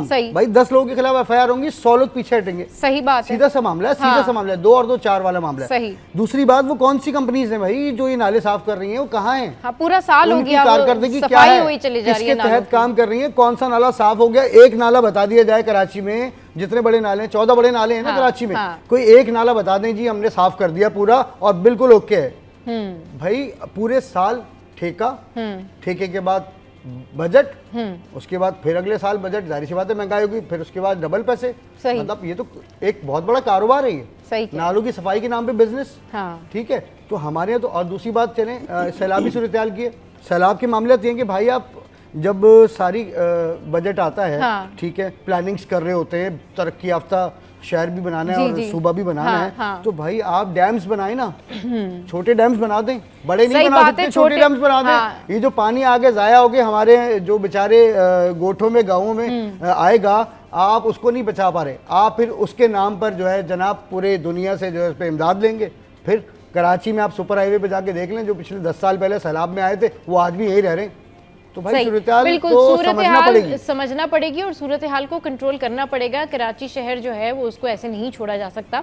यहाँ के जो लोग हैं वो मसाइल से दो चार हैं, हसास हैं। नालों की सफाई एक बहुत बड़ा मसला है, जो कि बात ठीक है कि ये नाले साफ़ ही नहीं होके देखे। बहुत शुक्रिया महराज भाई, बहुत शुक्रिया खुर्शीद भाई। शो में यहाँ वक्त तो हेडलाइंस ब्रेक का, हेडलाइंस ब्रेक के बाद आएंगे और फिर दीगर मौज़ूआत पर डिस्कशन करेंगे। Welcome back. अब कुछ बात कर लेते हैं न्यू अमेरिका की जो वीज़ा पॉलिसी है उस हवाले से। अच्छा, ये जो वीज़ा पॉलिसी है इस हवाले से इससे पहले भी हमने अपने शो में बात की थी, जिसमें उन्होंने कहा था कि जो न्यूली मैरिड कपल हैं अब उनको जो है वो प्रूव करना होगा, अपनी पिछली तस्वीर भी देनी होगी और बाज़ाब्ता तौर पर निकाहनामा भी प्रॉपर जमा कराना होगा और फैमिली हिस्ट्री भी देनी होगी और उसके बाद जाकर फिर उनका जो वीज़ा है वो अप्रूव होगा। अमेरिका के लिए। तो ये पॉलिसी में बहुत शिफ्ट आया है, पॉलिसी बहुत चेंज हुई है। जिस तरीके से डोनाल्ड ट्रंप ने आके ओवरऑल अमेरिका में बहुत सारी चीज़ों में चेंज किया है, वहीं जो वीज़ा पॉलिसी है वो भी चेंज हुई है। अब हमारे यहाँ से ज़्यादातर लोग जो अमेरिका के लिए अप्लाई करते हैं उनमें या तो वो लोग होते हैं जो वहाँ पे रह रहे होते हैं और यहाँ पर आकर शादी कर रहे होते हैं और फिर उसके बाद वो अपनी वाइफ को लेके जा रहे होते हैं, या फिर लड़कियाँ जो हैं वो हस्बैंड को लेके जा रही होती है वहाँ पर। फिर एक और वीज़ा है, स्टूडेंट वीज़ा, इमिग्रेशन वीज़ा, फिर उसके अलावा जो है विज़िट वीज़ा। तो इन पॉलिसीज़ के अंदर क्या शिफ्ट आया है, क्या चेंज आया है, इस पर बात करने के लिए जो है हमारे साथ वीज़ा कंसल्टेंट मौजूद हैं शासिब भाई। अस्सलाम वालेकुम, वेलकम टू द शो। कैसे हैं आप? ठीक ठाक हैं? वालेकुम अस्सलाम, thank you for having me on your show. अच्छा जी, शासिब भाई ये बताइए कि क्या क्या चेंजेस आए हैं वीज़ा पॉलिसी में अमेरिका की?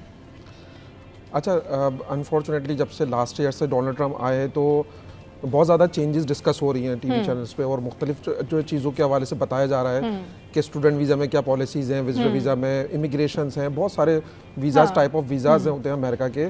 तो डोनाल्ड ट्रंप ने अनफॉर्चुनेटली हर वीज़ा में कुछ ना कुछ जो है अपनी पॉलिसी के अंदर चेंज किया है। अच्छा, अब अगर हम सिर्फ बात करते हैं उस हवाले से जैसे आपने स्टार्ट लिया कि जो मैरिज कपल्स हैं अगर हम उनकी बात करते हैं तो बेसिकली हो ये रहा था कि एक तो वो लोग जो ऑलरेडी अमेरिकन सिटीजन्स हैं, अब वो मेल भी हैं या फीमेल्स हैं, जिन्होंने पाकिस्तानी किसी सिटीजन से शादी कर ली या उन्होंने इंगेजमेंट कर ली या निकाह कर लिया उन्होंने, उसके बाद डॉक्यूमेंटेशन के लिए अमेरिका को भेजते हैं ताकि हम अपने स्पाउस को वहाँ पे बुला सकें, इनवाइट कर सकें। उसमें अभी उन्होंने रूल्स रेगुलेशन में काफ़ी ज़्यादा सख्ती की है डोनाल्ड ट्रंप ने। उस हवाले से जो उन्होंने मेजर चेंज किया वो चेंज ये किया है कि पहले तो सिर्फ ये हो जाता था कि आपके जो सिविल डॉक्यूमेंटेशन होते थे जिसमें आपका मैरिज सर्टिफिकेट हो गया, एफआरसी हो गया, आपके शनाख्ती कार्ड पे हम नॉर्मली जो ट्रेडिशनली नाम चेंज करवा देते हैं फीमेल्स के, तो वो चीज़ें तो हो जाती थी एक्सेप्टेबल। लेकिन अब जो उन्होंने पॉलिसी में मज़ीद चेंज किया तो अब उन्होंने कहा कि आप हमें मल्टीपल प्रूफ्स देंगे अपनी रिलेशनशिप को शो करने के लिए, एविडेंसेस आपके मज़ीद रिक्वायर्ड है, जिसमें सबसे मेजर इंपॉर्टेंट चूंकि अब जैसे सोशल मीडिया है और आप आजकल तो टेक्नोलॉजी का दौर है, जी, जी, जी। तो व्हाट्सएप की जो कम्युनिकेशंस हैं, आपकी अगर कोई कॉल का रिकॉर्ड है वो तमाम चीज़ें भी उनको रिकॉर्ड के तौर पर रिक्वायर्ड होंगी, या आपके निकाह की पिक्चर्स हैं, क्योंकि हमारे यहाँ अक्सर लोग ये कर रहे थे कि जूम पे निकाह हो गया या आने के बाद निकाह हो गया तो उसकी पिक्चर्स, फैमिली की कोई कोलैबोरेशंस, क्या आप किसी ऐसी फैमिली इवेंट्स में वहाँ पे मिले हैं और फैमिली इवेंट्स की वो कोई पिक्चर्स आपके पास मौजूद हो, और वो रिलेशनशिप आपका कितना ओल्डेस्ट था। क्योंकि देखिए मैं आपको एक बड़ी इंपॉर्टेंट बात बताऊं, अक्सर लोग यही करते हैं कि सिटीजनशिप लेने के लिए या रेजिडेंसी लेने के लिए उन्होंने फॉर द टाइम बिंग अपने एक रिलेशनशिप दिखाया, हाँ। तो उसमें उनको पास्ट देखना है, आपका पास्ट में क्या देखना है कि आप उनको दिखाएं कि अगर 2 या 3 साल पहले भी अगर आपकी कोई पिक्चर्स बनी थी या किसी इवेंट में साथ थे, किसी ट्रैवलिंग में आप लोग साथ थे, तो उसके अगर रिकॉर्ड्स अगर मौजूद होंगे तो पता हुआ कि ये आपका जो रिलेशन है कितना ओल्ड रिलेशन है। ऑल तो अभी आपका निकाह हुआ है, अभी आपकी जो रिसेंटली शादी हुई है, लेकिन अगर आप लोग कजन्स थे आपस में या आपका अगर कोई एंगेजमेंट हो चुकी थी तो उस हवाले से जो है। लेकिन शासिब भाई चलें ठीक है, ये तो उन्होंने उन लोगों का रिकॉर्ड मांग लिया जो कि 2 लोग आपस में एक दूसरे को पहले से जानते, और फिर उसके बाद उन्होंने जो है वो निकाह किया, उसके बाद उन्होंने अपना पास्ट रिकॉर्ड भी जमा करा दिया और फिर पुरानी तस्वीरें भी दे दी और बिफोर और आफ्टर मैरिज वाली तस्वीरें भी उन्होंने सबमिट करवा दी, ठीक है। लेकिन जो लोग सडन होता है ना कि किसी को कोई पसंद आया, किसी ने किसी को फेसबुक पे देख लिया जो आजकल बहुत ज़्यादा है, इंस्टाग्राम पर हो गया जी, ठीक है, पसंद कर लिया, फिर लड़के ने लड़की को कहा कि जी ठीक है हमने आपके घर पे अपनी फैमिली भेज दी है, या व्हाटएवर, दोनों फैमिलीज में बात हो गई और लड़का आएगा और निकाह होगा और उसके बाद फिर लड़की ने चले जाना है, वो क्या करेंगे फिर? वो तो सडन रिश्ता हो रहा है उनका। अच्छा, हमारी ओल्ड स्कूल थॉट ये थी कि लड़का अगर जैसे अमेरिका में सही वो 15 दिन की छुट्टियों पे आ रहा है, सही, तो उसी छुट्टियों में उनका निकाह प्लान हो रहा है, राइट, या शादी का प्लान हो रहा है कि हम शादी कर देंगे ताकि वो पेपर्स लें यहाँ से और वहाँ जाकर अपना जो सारा प्रोसेस कर लें। लेकिन अब होगा क्या कि अगर के इतने शॉर्ट ड्यूरेशन के ऊपर वो निकाह हो रहा है या रिलेशनशिप मेंटेन हो रहा है, तो उसमें फिर उनको डॉक्यूमेंटेशन की ज़्यादा रिक्वायरमेंट या टाइमलाइन ज़्यादा लग सकता है, क्योंकि उनका इन्वेस्टिगेशन क्राइटेरिया, उनका असेसमेंट क्राइटेरिया फिर मजीद स्ट्रॉन्ग हो जाएगा। क्योंकि देखें, हम किसी भी इमिग्रेशन की बात करें, विजिटर वीज़ा, स्टूडेंट वीज़ा की, जब जितने ज़्यादा आप एविडेंसेस देंगे ना केस ऑफिसर के लिए, उस प्रॉब्लम को सॉल्व करना उतना आसान हो जाएगा। लेकिन अगर हमारे पास एविडेंसेस शॉर्ट होंगे, हमने शॉर्ट टाइम में आके निकाह किया, अब हो क्या रहा है कि जो फैमिली इमिग्रेशंस कहलाती हैं, चूंकि ये इसका ड्यूरेशन बड़े तेजी से बढ़ता जा रहा है। पहले ये इस तरह के जो वीज़ाज होते थे वो 6 महीने 1 साल के अंदर ग्रांट हो जाते थे वीज़ा, अभी इस टाइम पर फैमिली इमिग्रेशन में इवन अगर कोई स्पाउसेस को भी कॉल आउट कर रहा है अपने, तो उसमें भी कम से कम 2 से 3 साल का प्रोसेस लग रहा है। अच्छा। तो टाइमलाइंस बढ़ते जा रहे हैं क्योंकि असेसमेंट क्राइटेरिया बढ़ता जा रहा है। हमारे यहाँ हो यही रहा था कि शॉर्ट टाइम में आके निकाह करके डॉक्यूमेंटेशन सारे लेकर गए, तो उस वजह से वो जो ड्यूरेशन बढ़ जाएगा। लेकिन हमारे पास एविडेंसेस अगर ज्यादा होंगे तो उससे हमें ही आसानी होगी कि हमारा टाइमलाइन कम हो अच्छा, जाएगा। वीजा पॉलिसीज में सेलिब्रिटीज के लिए या क्रिकेटर्स के लिए या फिर इस तरह से जो प्रोमिनेंट पर्सनैलिटीज होते हैं उनके लिए कितना रिलीफ होता है? अच्छा, उसमें एक वीजा है EB2 NIW के नाम से। अच्छा, EB2 NIW employment based second preference, NIW one national interest waiver. अच्छा। तो ये एक वीजा है जिसमें एक जो स्ट्रीम है एक्सेप्शनल एबिलिटी और एक स्ट्रीम है एडवांस डिग्री। ओके। तो एक्सेप्शनल एबिलिटी में तमाम क्रिकेटर्स, टीवी आर्टिस्ट, इस तरह के तमाम लोग जिनके पास एक्स्ट्रा एबिलिटीज मौजूद हैं, ऑल दो उनकी एजुकेशन ज्यादा ना हो, लेकिन अगर उनकी कोई एक्स्ट्रा एबिलिटी है और अगर वो अपने इंडस्ट्री का 10 इयर्स का एक्सपीरियंस रखते हैं, तो वो तमाम लोग EB2 NIW के अंदर एलिजिबल है। अच्छा, और अमेरिका का अमेरिका के 2 वाहिद ऐसे प्रोग्राम है, मतलब 2 प्रोग्राम ऐसे हैं। एक I-130 इमिग्रेशन जो कि फैमिली इमिग्रेशन है, direct residency green card holder आप हो जाते हैं, और I-140 इमिग्रेशन EB2 NIW, जिसमें हम जो कोई भी टीवी आर्टिस्ट होता है, एंकर है या क्रिकेटर्स हैं या कोई शेफ है, इस तरह का एक्सेप्शनल एबिलिटी का कोई इनका एक्सपीरियंस मौजूद है, ऑल दो उनकी एजुकेशन कम है लेकिन ट्रेनिंग्स अपने रेलेवेंट है। तो वो ये प्रोग्राम बहुत अच्छा है जिसमें वो EB2 अगर NIW अप्लाई करते हैं तो direct permanency with your whole family, जो 21 साल से कम उम्र बच्चे हैं वो भी एप्लीकेशन का पार्ट हो सकते हैं। अच्छा, सही। तो ये मतलब कोई भी किसी भी उम्र में किसी भी एज में कोई भी अप्लाई कर सकता है? इस प्रोग्राम की खासियत ही यही है। अच्छा। अनलाइक ऑस्ट्रेलियन कैनेडियन इमिग्रेशन, क्योंकि ऑस्ट्रेलिया में 44 एज लिमिट होती है, 47 एज लिमिट होती है जो कनाडा के अंदर। लेकिन जब ये प्रोग्राम आया था 2016 में, इस प्रोग्राम को मॉडिफाई किया था, NIW आया, फिर 2021 में पाकिस्तान अनफॉर्चुनेटली इंक्लूड नहीं था लिस्ट में, पाकिस्तान को उन्होंने इंक्लूड किया 2021 में।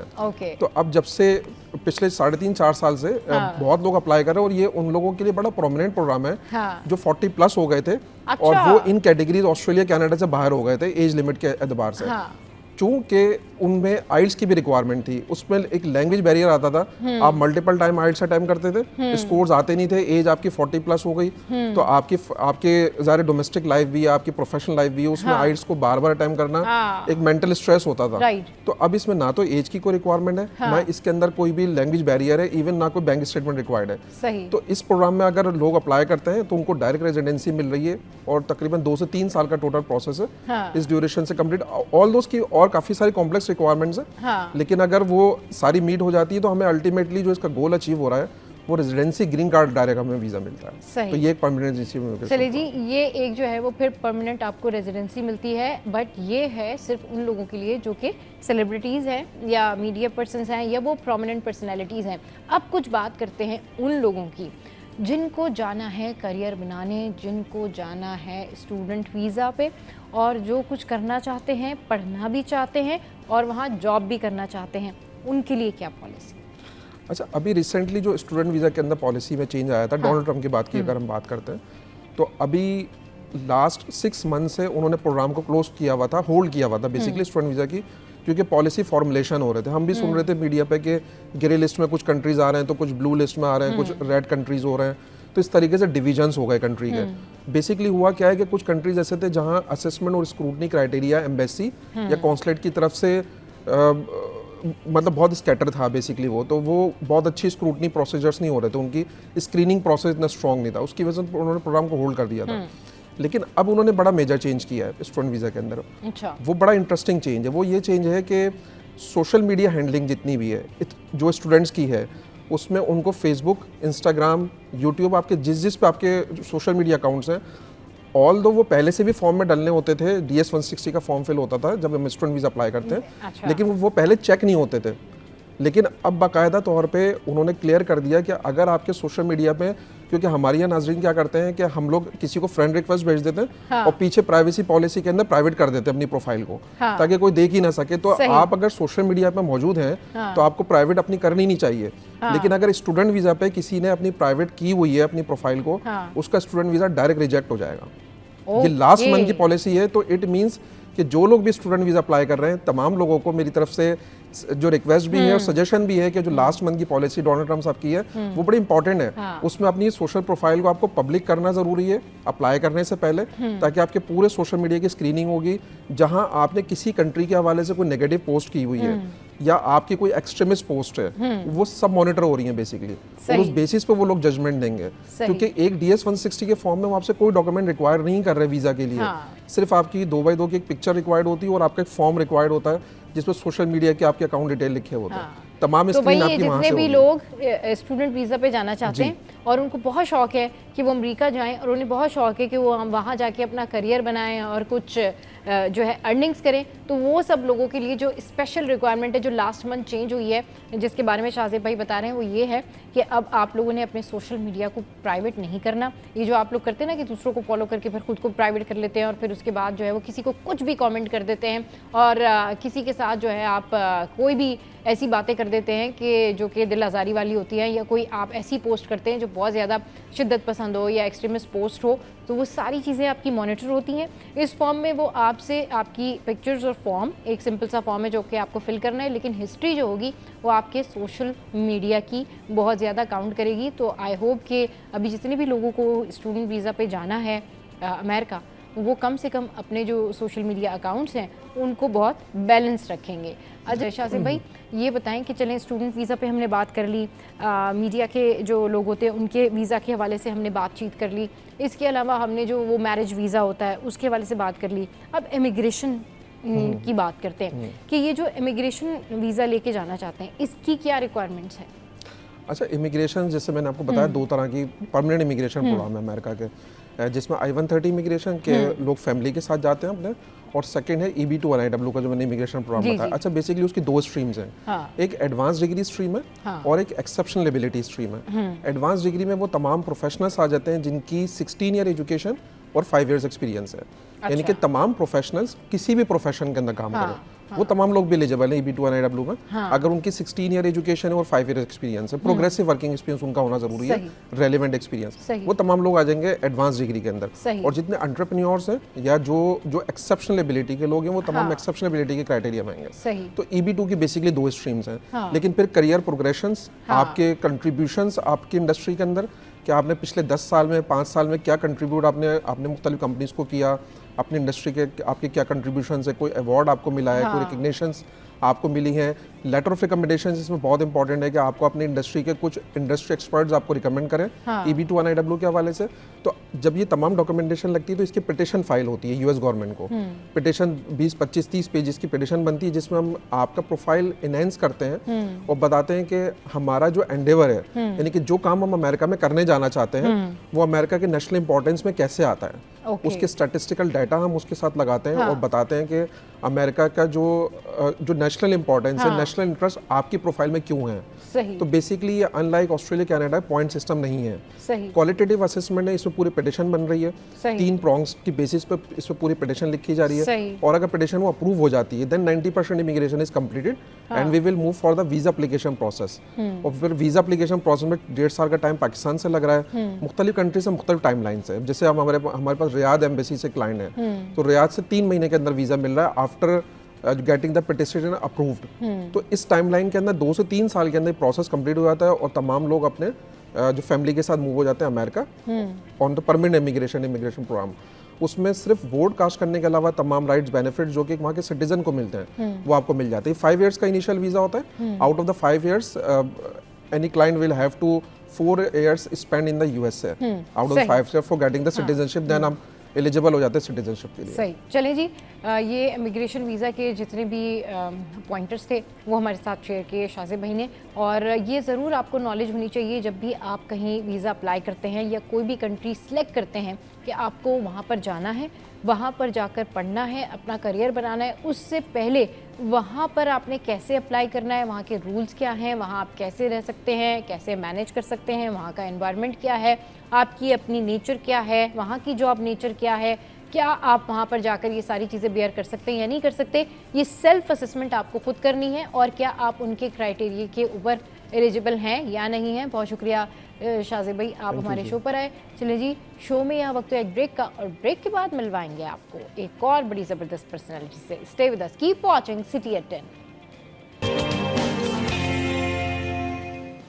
Welcome back. तो अब जिस टॉपिक पर हम डिस्कशन करने जा रहे हैं ये टॉपिक है आपके सेल्फ बिलीफ का, ये टॉपिक है आपके इनर टैलेंट का, कि क्या आप जो सोचते हैं वो आप बन पाते हैं। मतलब बहुत सारे ऐसे लोग होते हैं जिनको आप ये कहते सुनेंगे, नहीं ये काम मेरे लिए नहीं है, ये मैं नहीं कर सकती, या मैं ये करना चाहती हूँ, मेरे पास अपॉर्चुनिटी नहीं है, मैं डॉक्टर बनना चाहती हूँ लेकिन मेरा एडमिशन नहीं हुआ। तो भाई आप अगले साल ट्राई कर लेते, दोबारा ट्राई कर लेते, आपका सेल्फ बिलीव होता।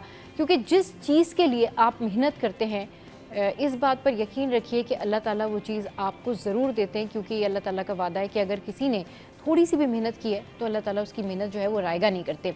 तो सेल्फ बिलीफ या फिर थॉट प्रोसेस कितना स्ट्रांग होता है कि आप जो बनना चाहते हैं वो बन जाते हैं। मेरा इस पर बड़ा स्ट्रांग बिलीव है कि अगर आप किसी चीज़ को यकीन के साथ करते हैं, आप किसी चीज़ को पूरे इंटेंशन और मेहनत के साथ करते हैं, तो आप वो चीज़ ज़रूर अचीव कर लेते हैं। ऑल दो उस अचीवमेंट में आप बहुत सारे लोगों से बेशक पीछे हों, लेकिन आप अपनी मेहनत से जब आगे जाते हैं और उसका ट्रूली जो आपको पार्ट मिलता है वो बहुत ज़्यादा काउंटेबल होता है। तो इस पर बात करने के लिए हमारे साथ जो है वो मुन्ना जय मौजूद हैं, जो कि फ़ैशन आइकन भी हैं, फ़ैशन इंडस्ट्री से इनका ताल्लुक भी है। अस्सलाम वालेकुम, वेलकम टू द शो। कैसी हैं, ठीक ठाक हैं मुन्ना? अच्छा जी मुन्ना, आज हम बात कर रहे हैं सेल्फ बिलीफ की। आज हम बात कर रहे हैं क्या जो हम सोचते हैं वो हम बन पाते हैं। सो ज़रा थोड़ा सा बताएं कि ये क्या सीक्रेट है कि सेल्फ बिलीव जो है वो इंसान को वाकई बड़ा आगे ले जाता है। इंसान के थॉट्स जो हैं वाकई इतने पावरफुल होते हैं कि वो जो चीज़ सोचता है वो अचीव कर सकता है। देखिए, बहुत सारी लड़कियां मेरे पास ऐसी आती हैं जो चाहती हैं कि वो मेकअप आर्टिस्ट बन सके, वो चाहती हैं कि वो स्क्रीन पे आ सकें, वो चाहती हैं वो दुनिया के लिए एग्जाम्पल बन सकें, बट उनके कुछ अपनी ही नेगेटिव थॉट्स होती हैं जो कि वो बज़ाहिर नहीं बोल रहा होता। हर कोई नहीं बताता कि मैं अंदर से मेरे अंदर क्या टूट फूट हो रही है, मेरे अंदर क्या तकलीफ़ात हैं, वो नहीं, वो आप अपना खुद ही डिफ़ाइन कर सकते। कभी कभी आपको खुद को भी नहीं पता होता। तो इसके लिए आज जो हमारा टॉपिक है वो लिमिटिंग बिलीव्स, राइट, कि वो चीज़ें जो आपको अपने आप को लिमिट कर देती हैं, वो जो अपने आप को आप रोक देते हैं, आपकी अपने आप की बातें इतनी बड़ी क्रिटिसिज्म आपके लिए बन जाती हैं कि कोई और तो क्या ही गिराएगा आपको, आप खुद मैदान जंग में पहले जाने से पहले ही हार जाए। सही। तो हमारे सेल्फ लिमिटिंग बिलीव्स, ये एक उसका मैं वो भी लेके आई हूँ, अगर हमारे पास स्क्रीन पे चल रहा है, थोड़ी सी देर में हम दिखाते हैं ये फुटेज और उसके बाद फिर तो self limiting believes, here we have limiting believes. Yes, तो सेल्फ लिमिटिंग बिलीव्स हमारे पास ये होता है कि कोई लोग कहते हैं यार I am too old now, मेरी तो इतनी एज हो चुकी है, मेरा ख्वाब तो था बट पूरा ना हो पाया। सही। तो उसके लिए अब ये अपने आप को वो लोग निरेशन दे रहे होते हैं कि मैं तो, मेरी बहुत एज हो गई है, मेरे तो घुटनों में दर्द हो रहा है, मेरा ये हो रहा है। अगर आप इस बिलीफ को इससे चेंज कर दें, I am old but I have more experience, तो क्या आपकी ज़िंदगी का नज़रिया बदल नहीं जाएगा? बिल्कुल, ज़िंदगी का नज़रिया बदल जाता है। बहुत सारे ऐसे लोग होते हैं ना जो एज कॉन्शियस होते हैं, आपको तो पता ही होगा। वो क्या होता है कि वो ये नहीं बताना चाहते कि भाई हम कितने साल के हैं, क्या हैं, लेकिन उससे आपका जो एक्सपीरियंस है वो माइनस हो जाता है। You have to tell to people कि भाई आप इस एज ऑफ ग्रुप से हैं, तो आपने इतना काम किया हुआ है, तो उसमें आपके लिए वो सूट करता है। वो आपको बताता है कि आपका एक्सपीरियंस दूसरों से बहुत अलग है, क्योंकि इन दी एंड सबने ग्रो अप होना है, इन दी एंड सबने बड़ा होना है इन दी एंड सबने उन्हीं तमाम तर चीज़ों पे पहुंचना है। तो इन चीज़ों से जो है ना वो प्रॉब्लमेटिक नहीं होना चाहिए। हाँ बिल्कुल, लड़कियां कहती हैं यार मैं बहुत यंग हूँ, मुझे लोग सीरियस नहीं लेते। तो आप फ्रेश हो, आपके पास टाइम ज़्यादा है अपने आप को प्रूव करने के लिए। बिल्कुल सही। इस सोच को आप अपने आप को किस तरह से, अपनी सोच को, क्योंकि एज इट्स सेड कि your brain is a powerful slave but a terrible master. आपको जो दिमाग है, अगर आपने उसको अपना नौकर बनाया है तो ज़बरदस्त नौकर है। जहां आपने उसको अपने ऊपर हावी होने दिया तो फिर वो आपको बहुत ही टेरिबल मास्टर बन के दिखाएगा, आपको अपने इशारों पे नचाएगा। अगर कोई आपको अपने इशारों पे नचाए, इससे पहले आप उसको अपने इशारों पे नचा लें। सही। तो अगर आपने ये करना सीख लिया कि ब्रेन को किस तरह ट्रिक करना है, उसको क्या बात बोलनी है कि वो पूरी दुनिया आपके कदमों में ला के रख दे, तो ये बहुत ज़रूरी है कि आप अपने ब्रेन से बात क्या करते हैं। फॉर एग्जांपल, अगर कोई इंसान ये बोलता है कि यार मेरे पास तो पैसे नहीं है, मेरे पास, सबके पास जो सबसे बड़ा कॉमन एग्जांपल कि मेरे पास जो फंड्स नहीं है, कैपिटल के बगैर कुछ नहीं हो सकता, 100 का कुछ लाख बनाऊं, लाख का करोड़ बनाऊं, मुझे पैसे है ही नहीं, तो मैं कहाँ से बनाऊं? ठीक है, तो उसके लिए भी आप पॉजिटिव नरेशंस अपने आप को दें। पैसे नहीं तो क्या, टैलेंट तो है, पैसे तो कितने लोगों के पास है, पैसे तो ट्रक चलाने वाले के पास है, क्या उसके पास आइडियाज हैं? तो आप अपने आप को जब तक पॉजिटिव नरेशन नहीं देंगे, जब तक आपका ब्रेन उस डायरेक्शन में काम नहीं करेगा। इसकी एग्जांपल इस तरह से है कि जी जो सोशल मीडिया है जिस तरीके से ये स्प्रेड आउट हुआ है ओवरऑल, तो आपको लगता है कि जी हर घर में टैलेंट मौजूद है, हर कोई टिकटॉक बना रहा है, हर कोई सोशल मीडिया पर एक्टिव है, तो ये जो हर कोई टिकटॉक बना रहा है या हर कोई सोशल मीडिया पर एक्टिव है, इससे पहले सर्टन काइंड ऑफ लोग ही, सर्टन माइंडसेट के लोग ही जो है वो एक्टिंग भी करते थे या इस हवाले से जो भी रिएक्शन होते हैं या डांसेस वगैरह होते हैं वो करे होते थे। अब आप देखें हर कोई टिकटॉक पे कुछ ना कुछ अपना टैलेंट ट्राई कर रहा होता है, हर कोई स्टार है, अब सोशल मीडिया पर हर कोई स्टार है। तो ये जो हर कोई स्टार है ये कैसे है? क्योंकि उनको एक प्लेटफॉर्म मिला, उनको ये समझ आई कि यहाँ पर हम ये चीज़ें कर सकते हैं, ये इजी अप्रोच है, हमारे अपने घर में मोबाइल फ़ोन मौजूद है और हम जो दिल चाहे वो चीज़ें जो है वो कर सकते हैं, दैट कि वो कंटेंट जो है किसी के लिए टॉक्सिक ना हो। तो देखिए अल्लाह ताला ने जो है सबको टैलेंट दिया ना, तो ये टैलेंट खुल के सामने कब आया? जब ये सोशल मीडिया आया। वरना आप देखें कि आप शादियों में जाते थे तो 2 लोग डांस कर रहे हैं खाली, या 2 लोग बहुत ज़्यादा मुतारिक है, बाकी लोग बैठ के देख रहे हैं, क्योंकि उनको शायद उस तरह से एक्सपोज करने का या उनको इस तरह से बताने का, अपना टैलेंट दिखाने का मौका नहीं मिलता। तो जो आपने बात की ना कि हर इंसान जो वो सोचता है वो कर सकता है, तो ये इट्स ट्रू कि वो कर सकता है। और लेकिन आपकी हाँ, बात बहुत अच्छी लगी मुझे टॉक्सिसिटी की, हाँ, कि जब अल्लाह ने आपको एक लीडरशिप रोल दिया है हाँ, इस मकाम में, हाँ, तो आपकी जिम्मेदारी बनती है कि आप लोगों के दिमाग में क्या फ्यूल कर रहे हैं। राइट। अगर आपने ऐसी चीजें फ्यूल की कि जो कि माशरे के लिए बुरी है, हाँ, तो इसकी भी आपको पकड़ है। तो आप बहुत जरूरी हैं कि जो लोगों के माइंड में उनकी सेल्फ टॉक बन रही है आपके बोलने से, वो क्या बन रही है, वो क्या क्योंकि बन रही है। 80% हमारा माइंड जो चलता है वो नेगेटिव चलता है, आपको पता है। राइट। पॉजिटिव सिर्फ 20% है। रीजन क्या है? क्योंकि जब हमारे आबाओ अजदाद गारों में रहते थे, पहाड़ों में रहते थे, तो उनको डेंजर को डिटेक्ट करना जरूरी होता था। सही। कि अगर जरा से भी आवाज आई है ये शेर आ रहा है, हाँ, ठीक है, हमें कोई मारने आ रहा है, हाँ, ठीक है, ये बारिश आने वाली है, तूफान आने वाला है, वो नेगेटिव सोचना जरूरी होता था, हाँ, वरना वो मारे जाते। ठीक है, तो वही नेगेटिव सोच अब हमारे यहाँ भी है, हाँ, जिसको हमें पॉजिटिव में खुद से चेंज करना है। ऐसा नहीं है कि आपने एक बार सोच लिया कि मैं पॉजिटिव सोचूंगा और हर वक्त पॉजिटिव होगा। एवरी टाइम आपके दिमाग में नेगेटिव थॉट्स आएंगी। जिस तरह एक गार्डनर होता है, उसका घास होता है, उसमें वीड उगता है, ठीक है, उसको हर बार निकालना पड़ता है, एवरी डे देखना पड़ता है कहीं पे ये वीड उग तो नहीं रहा। ये वीड वो नेगेटिव थॉट है जो कि पूरी फसल बर्बाद कर देगी। आपको उसको और पानी नहीं देना, वीड उग रहा है तो क्या वो आज भी पानी दे दूं? जहां आपने उसको पानी दिया, पानी देना मतलब आपने उसको प्रोसेस किया, नेगेटिव, हाँ मैं बुरी हूँ, तो बुरी बुरी बुरी आपका पूरा माइंड क्लटर कर देगा वो। आपने उसको वहीं जड़ से निकालना है और पॉजिटिव थॉट को पानी देना है। पॉजिटिव थॉट को पानी देना है। अच्छा, ये जो हम बात करें ना कि पॉजिटिव थॉट कैसे आएगा? जब आप पॉजिटिव लोगों में बैठेंगे। Exactly. जब आप उन लोगों में हर वक्त बैठेंगे जो कि आपको सक्सेसफुल होने का तरीका, कामयाब होने का तरीका, आगे बढ़ने का तरीका, मेहनत के फ़ायदे बताएंगे। लेकिन ऐसे लोग होते बहुत कम हैं, क्योंकि यूजुअली लोग किसी का भला करना चाहते ही नहीं है। आपको कभी भी कोई नहीं कहेगा कि आप ज़्यादा मेहनत करें, आपको ये बात कभी भी कोई नहीं कहेगा कि जी ठीक है, आपके लिए जो काम आप कर रहे हैं वो दिल लगा के करें और इससे ही अल्लाह ताला आपको तरक्की देगा और आप आगे जाएंगे। नहीं, लोग ये कहेंगे यार ये तुम क्या काम कर रहे हो, ये काम नहीं करो, यहाँ तो ये ऐसे नहीं है, वैसे नहीं है। तो अच्छे पॉजिटिव इंटेंशन के लिए अच्छे लोगों के साथ बैठना बड़ा ज़रूरी है। इस पे होगी बात, लेकिन इस ब्रेक के बाद स्टे विद। Welcome back. तो कैसे अपने आप को मनवाया जा सकता है, जो हम सोचते हैं वो कैसे पूरा हो सकता है? क्या इसमें वाकई कोई मैजिक है? बिल्कुल मैजिक है। आपकी थॉट जो है ना वो किसी मैजिक से कम नहीं होती। यकीन करें, अगर आप थोड़ा सा दिमाग इस्तेमाल करें तो आप अपने लिए बहुत सारी चीज़ें बेहतर कर सकते हैं। लेकिन ये दिमाग दूसरों के लिए इस्तेमाल ना किया करें, इसीलिए ये यूज़लेस हो जाता है, क्योंकि आप दूसरों को जानते नहीं है, दूसरों की ज़िंदगी चेंज कर नहीं सकते, दूसरों का ना आप नफ़ा कर सकते हैं ना नुकसान कर सकते हैं, खुद जल सकते हैं, खुद जल के अपने आप को बर्बाद कर सकते हैं। तो why not use your brain for your self. अपने लिए लोग दिमाग क्यों नहीं यूज़ करते? क्योंकि उनको अपने लिए इतनी नेगेटिव थॉट्स होती हैं अपने लिए कि हम तो कुछ कर ही नहीं सकते। जब हम आगे नहीं बढ़ सकते तो दूसरों को खींच के नीचे कर दें, ताकि सब अपने आप को ऊपर ऊपर फील करें। तो ऐसे लोगों से बचना बहुत ज़रूरी है। अगेन जो आपने कहा टॉक्सिक लोगों से, ऐसे लोग जो जहाँ पे आपको फील होता है कि जब आप उठे हैं तो आप खुश के बजाय डाउन फील कर रहे हैं, ऐसी कंपनी से अपने आप को दूर करें, क्योंकि ये लोग खुद तो डूब रहे हैं, हम तो डूब रहे हैं, सनम तुम्हें मिली।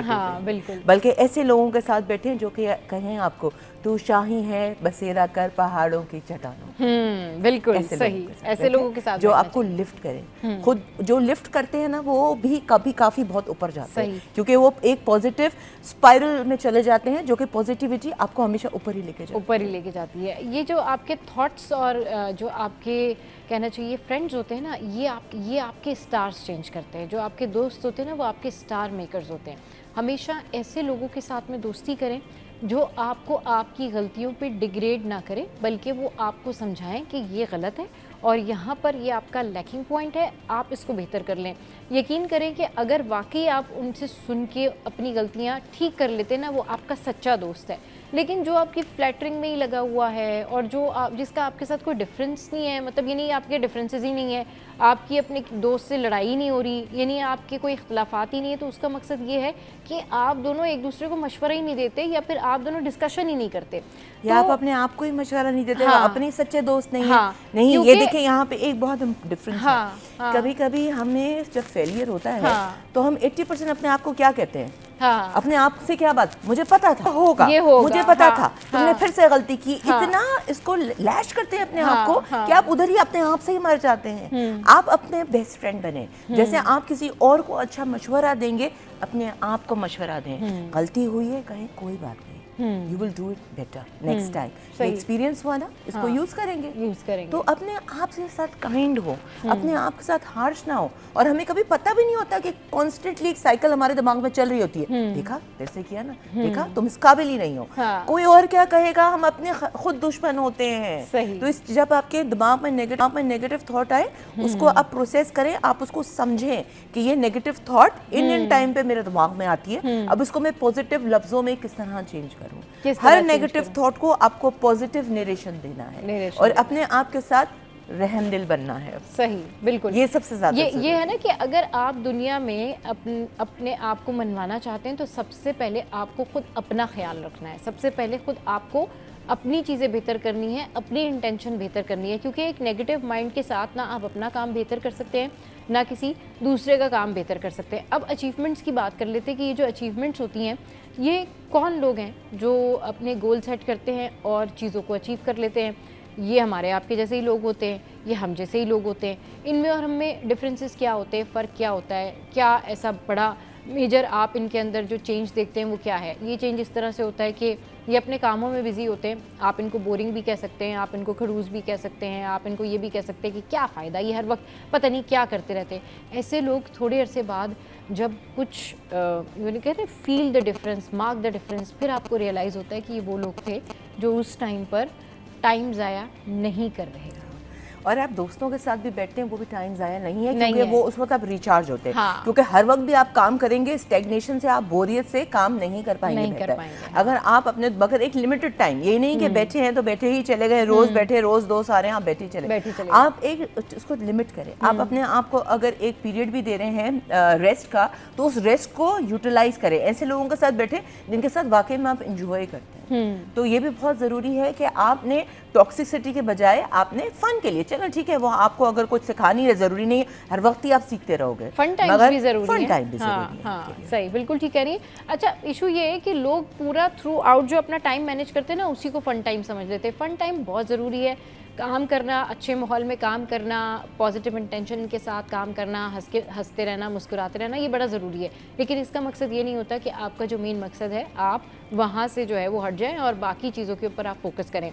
तो अभी जिस तरह से उन्होंने बताया ना कि सेल्फ बिलीव रखना बड़ा ज़रूरी है। आप जो सोचते हैं वो पूरा हो सकता है, लेकिन अब ये मैं कह रही हूँ कि भाई जो आप सोचते हैं वो पूरा होता है, वो कैसे होता है, उसके लिए आपको मेहनत करनी पड़ती है। हाँ, उसकी जो टेक्निक्स में आपको वही मैं इसलिए भी आ रही थी जरा बताएं कि बातें तो हम बड़ी बड़ी कर लेते हैं, अच्छी बातें करो, ये सोचो, मगर करो कैसे, ये भी तो आज हमें सिखा के जाना है। सही, बिल्कुल। तो सबसे बड़ी चीज़ जो मैंने आपको बताया, एफर्मेशंस, जो हम अपने आप से पॉजिटिव वर्ड हम बनाएंगे। आज से जो हम पाना चाहते हैं उसके बारे में हम एक सेंटेंस बना के उसको रोज सुबह रिपीट करेंगे शीशे में देख के।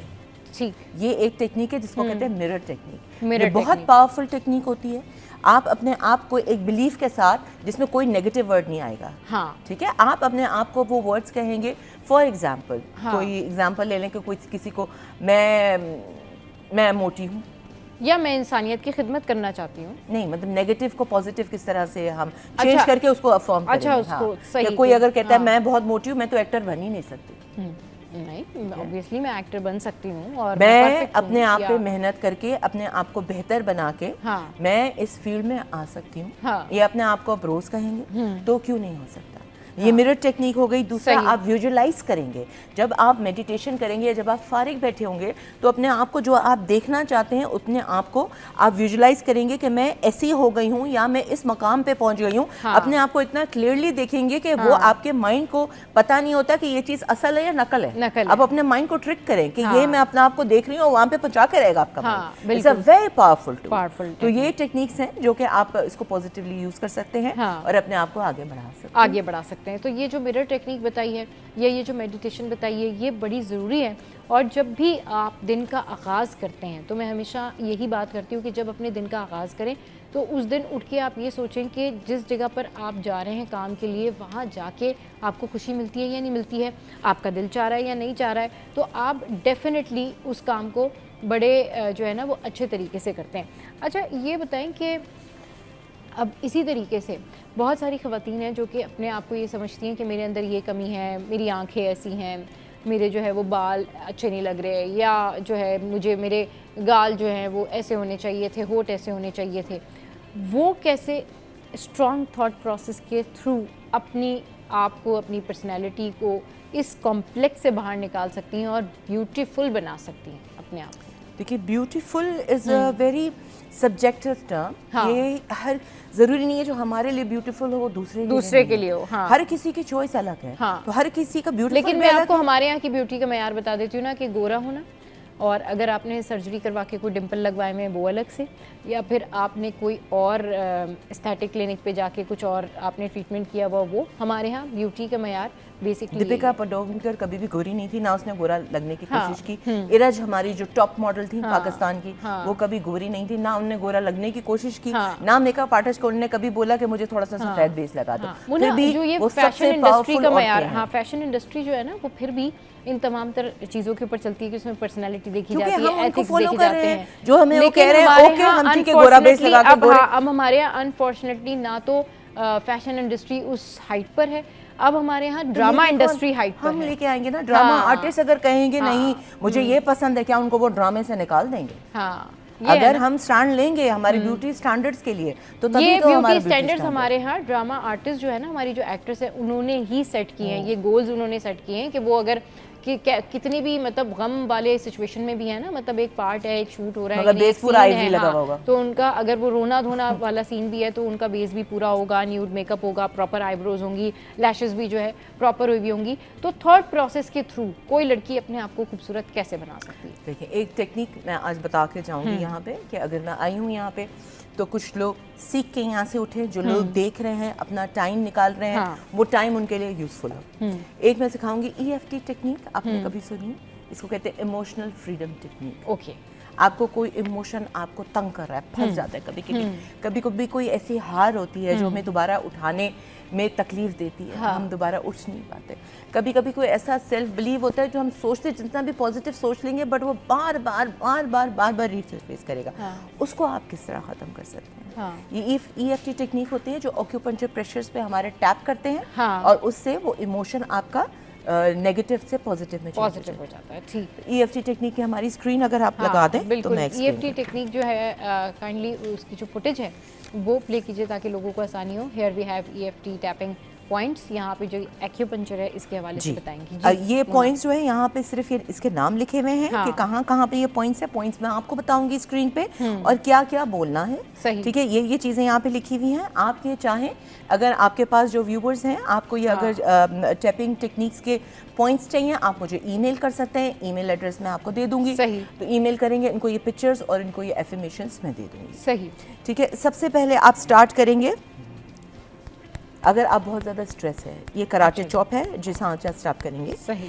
Even though I feel stress. How many times? 7। 7 times, जब तक हाँ 7 9 11 कोई भी हो जाए, या क्योंकि आपको बोलते जाना है साथ, तो 7 अंदाजन हो जाए, क्योंकि आप काउंट नहीं कर पाओगे जब आप बोलोगे। सही, हाँ। ठीक है, फॉर एग्जांपल आपको बहुत स्ट्रेस हो रहा है, यार मेरा एग्जाम है, मगर मुझसे ना सीधा खड़ा नहीं हो जाए, मैं जाके क्या लिखूंगी, हाँ। या मेरा टीवी शो है और आज तो सबसे बड़ा है, ये तो मुझे बना देगा या बिगाड़ देगा, अब मुझे स्ट्रेस हो रहा है, मुझे एंजाइटी हो रही है, मैं क्या करूँ। सो आप कहेंगे इवन दो मुझे एंजाइटी हो रही है, but I believe in my self, ये एंजाइटी जो है इसको मैं पॉजिटिविटी में चेंज करूँगा। ठीक है, मैं कंट्रोल में हूँ, मैं अपनी सिचुएशन को लेके बिल्कुल अपने कंट्रोल में हूँ। ठीक है, फिर आपकी आएगी आई एम स्ट्रॉन्ग, फिर आएगा आपका आई चूज कॉन्फिडेंस। अच्छा, राइट। फिर आएगा I believe in my self. Okay. फिर आएगा I release any self doubt, मैं अपने आप पे डाउट नहीं करता। हाँ। ठीक है, फिर ये आपका सब 7 times। हाँ 7 times, 7 से ज्यादा ही हो जाए। अच्छा, क्योंकि आप बोल रहे होंगे साथ, तो आपको इतना काउंट नहीं कर सकेंगे। ठीक है, फिर आप अपने आप को करेंगे I am enough for my self, मैं अपने लिए काफ़ी हूँ। ठीक है, फिर आप आएगा आपका point I am motivated enough, under arm में।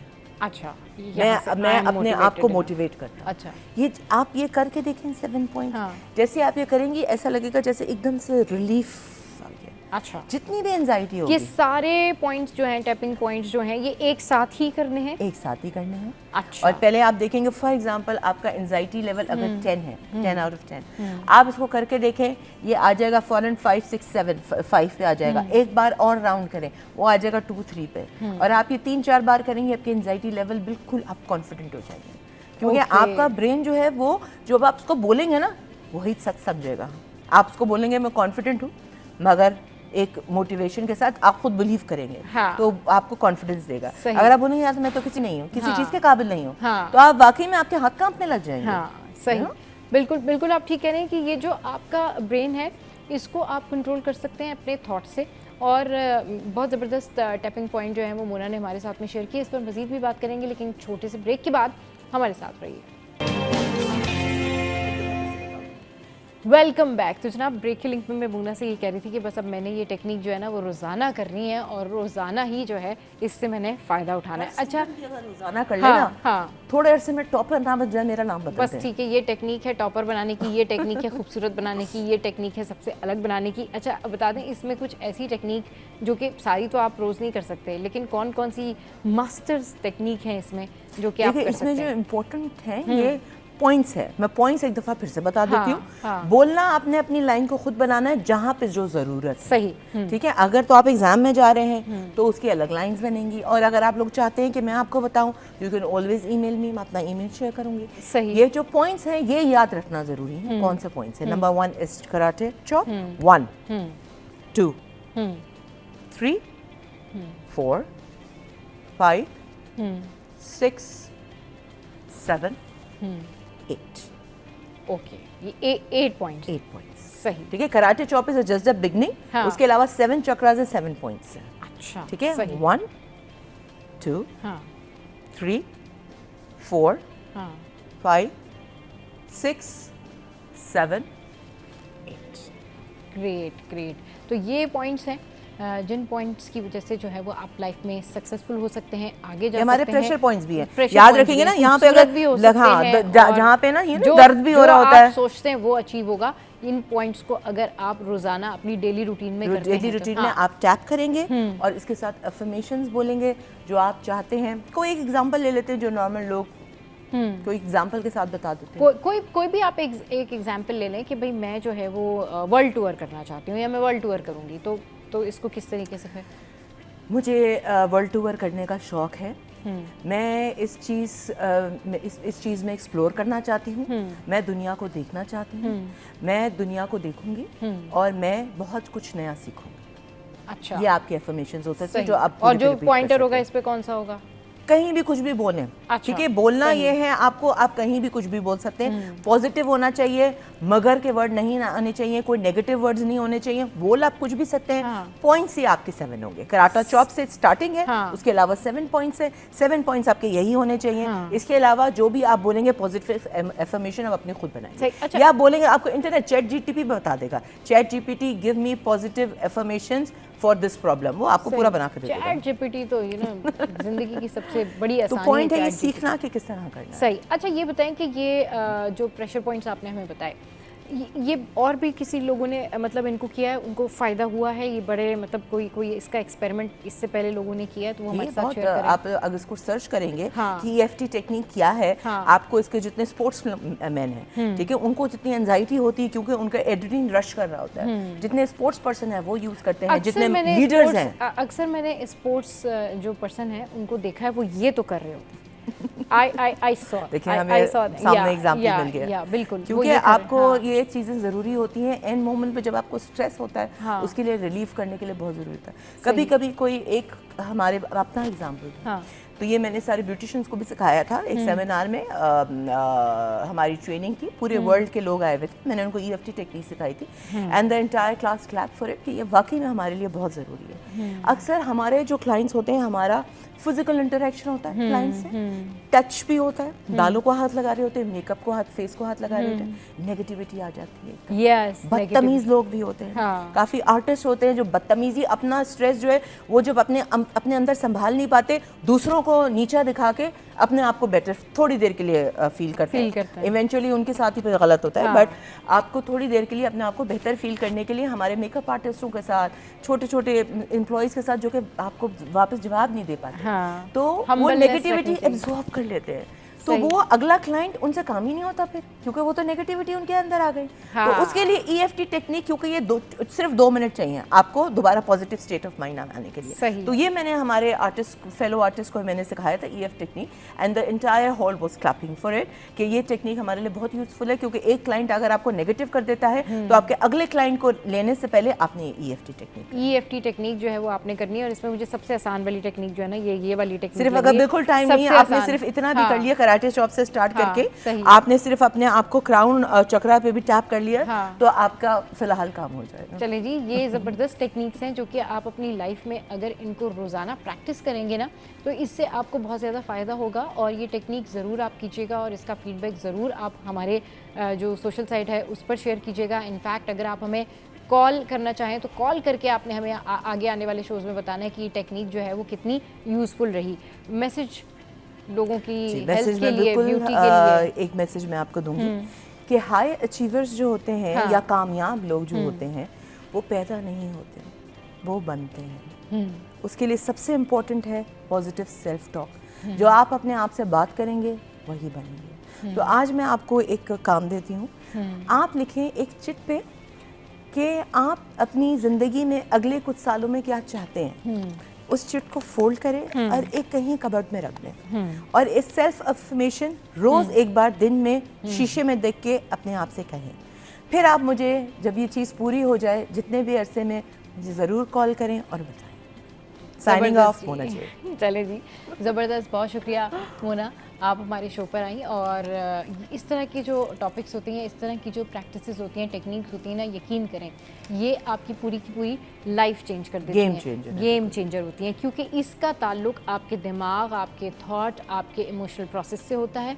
क्योंकि अगर आप अभी सोचना शुरू कर दें कि बाहर का मौसम जो है बहुत परफेक्ट है, बहुत अच्छा है, और आप अपने दिमाग में जो है वो बहुत सारी ऐसी चीज़ें ले आएँ जो मौसम से रिलेटेड बहुत अच्छी हैं, लेकिन जब आप बाहर जाएंगे तो मौसम इतना अच्छा नहीं होगा, तो क्या होगा कि यहाँ बैठे बैठे आपने जो अपनी पॉजिटिव थॉट क्रिएट की, या जो पॉजिटिव चीज़ें आपने सोची, कम से कम उससे आपका जो ब्रेन है वो पॉजिटिव हो गया। लेकिन जब आप बाहर जाएंगे तो डेफिनेटली आप उसको कुछ डिफरेंट पाएंगे, तो आपको फिर पता चलेगा कि जी थॉट का डिफरेंस ये होता है। तो आपने जब सोचना है, अच्छा सोचना है, उसके अगेंस्ट अगर आपके साथ कोई बुरी चीज़ हो जाती है तो आपने उसका भी सोच के रख लेना है कि अगर मुझे अचानक से कोई बहुत बुरी चीज़ मेरे सामने आ भी जाती है तो इस पे मैंने ये रिएक्शन देनी है, क्योंकि इन दी एंड मैंने पॉजिटिव रहना है, इन दी एंड मैंने अपने दिमाग को जो है वो स्ट्रेट पाथ पे रखना है। चलिए जी, आज का शो जो है वो एंड अप हो गया। आज का शो कैसा लगा फीडबैक दीजिएगा सोशल साइट पर। अपने इर्द गिर्द लोगों का ख्याल रखें, हंसते रहें, मुस्कुराते रहें, और देखना मत भूलें। कीप वॉचिंग सिरी एट 10।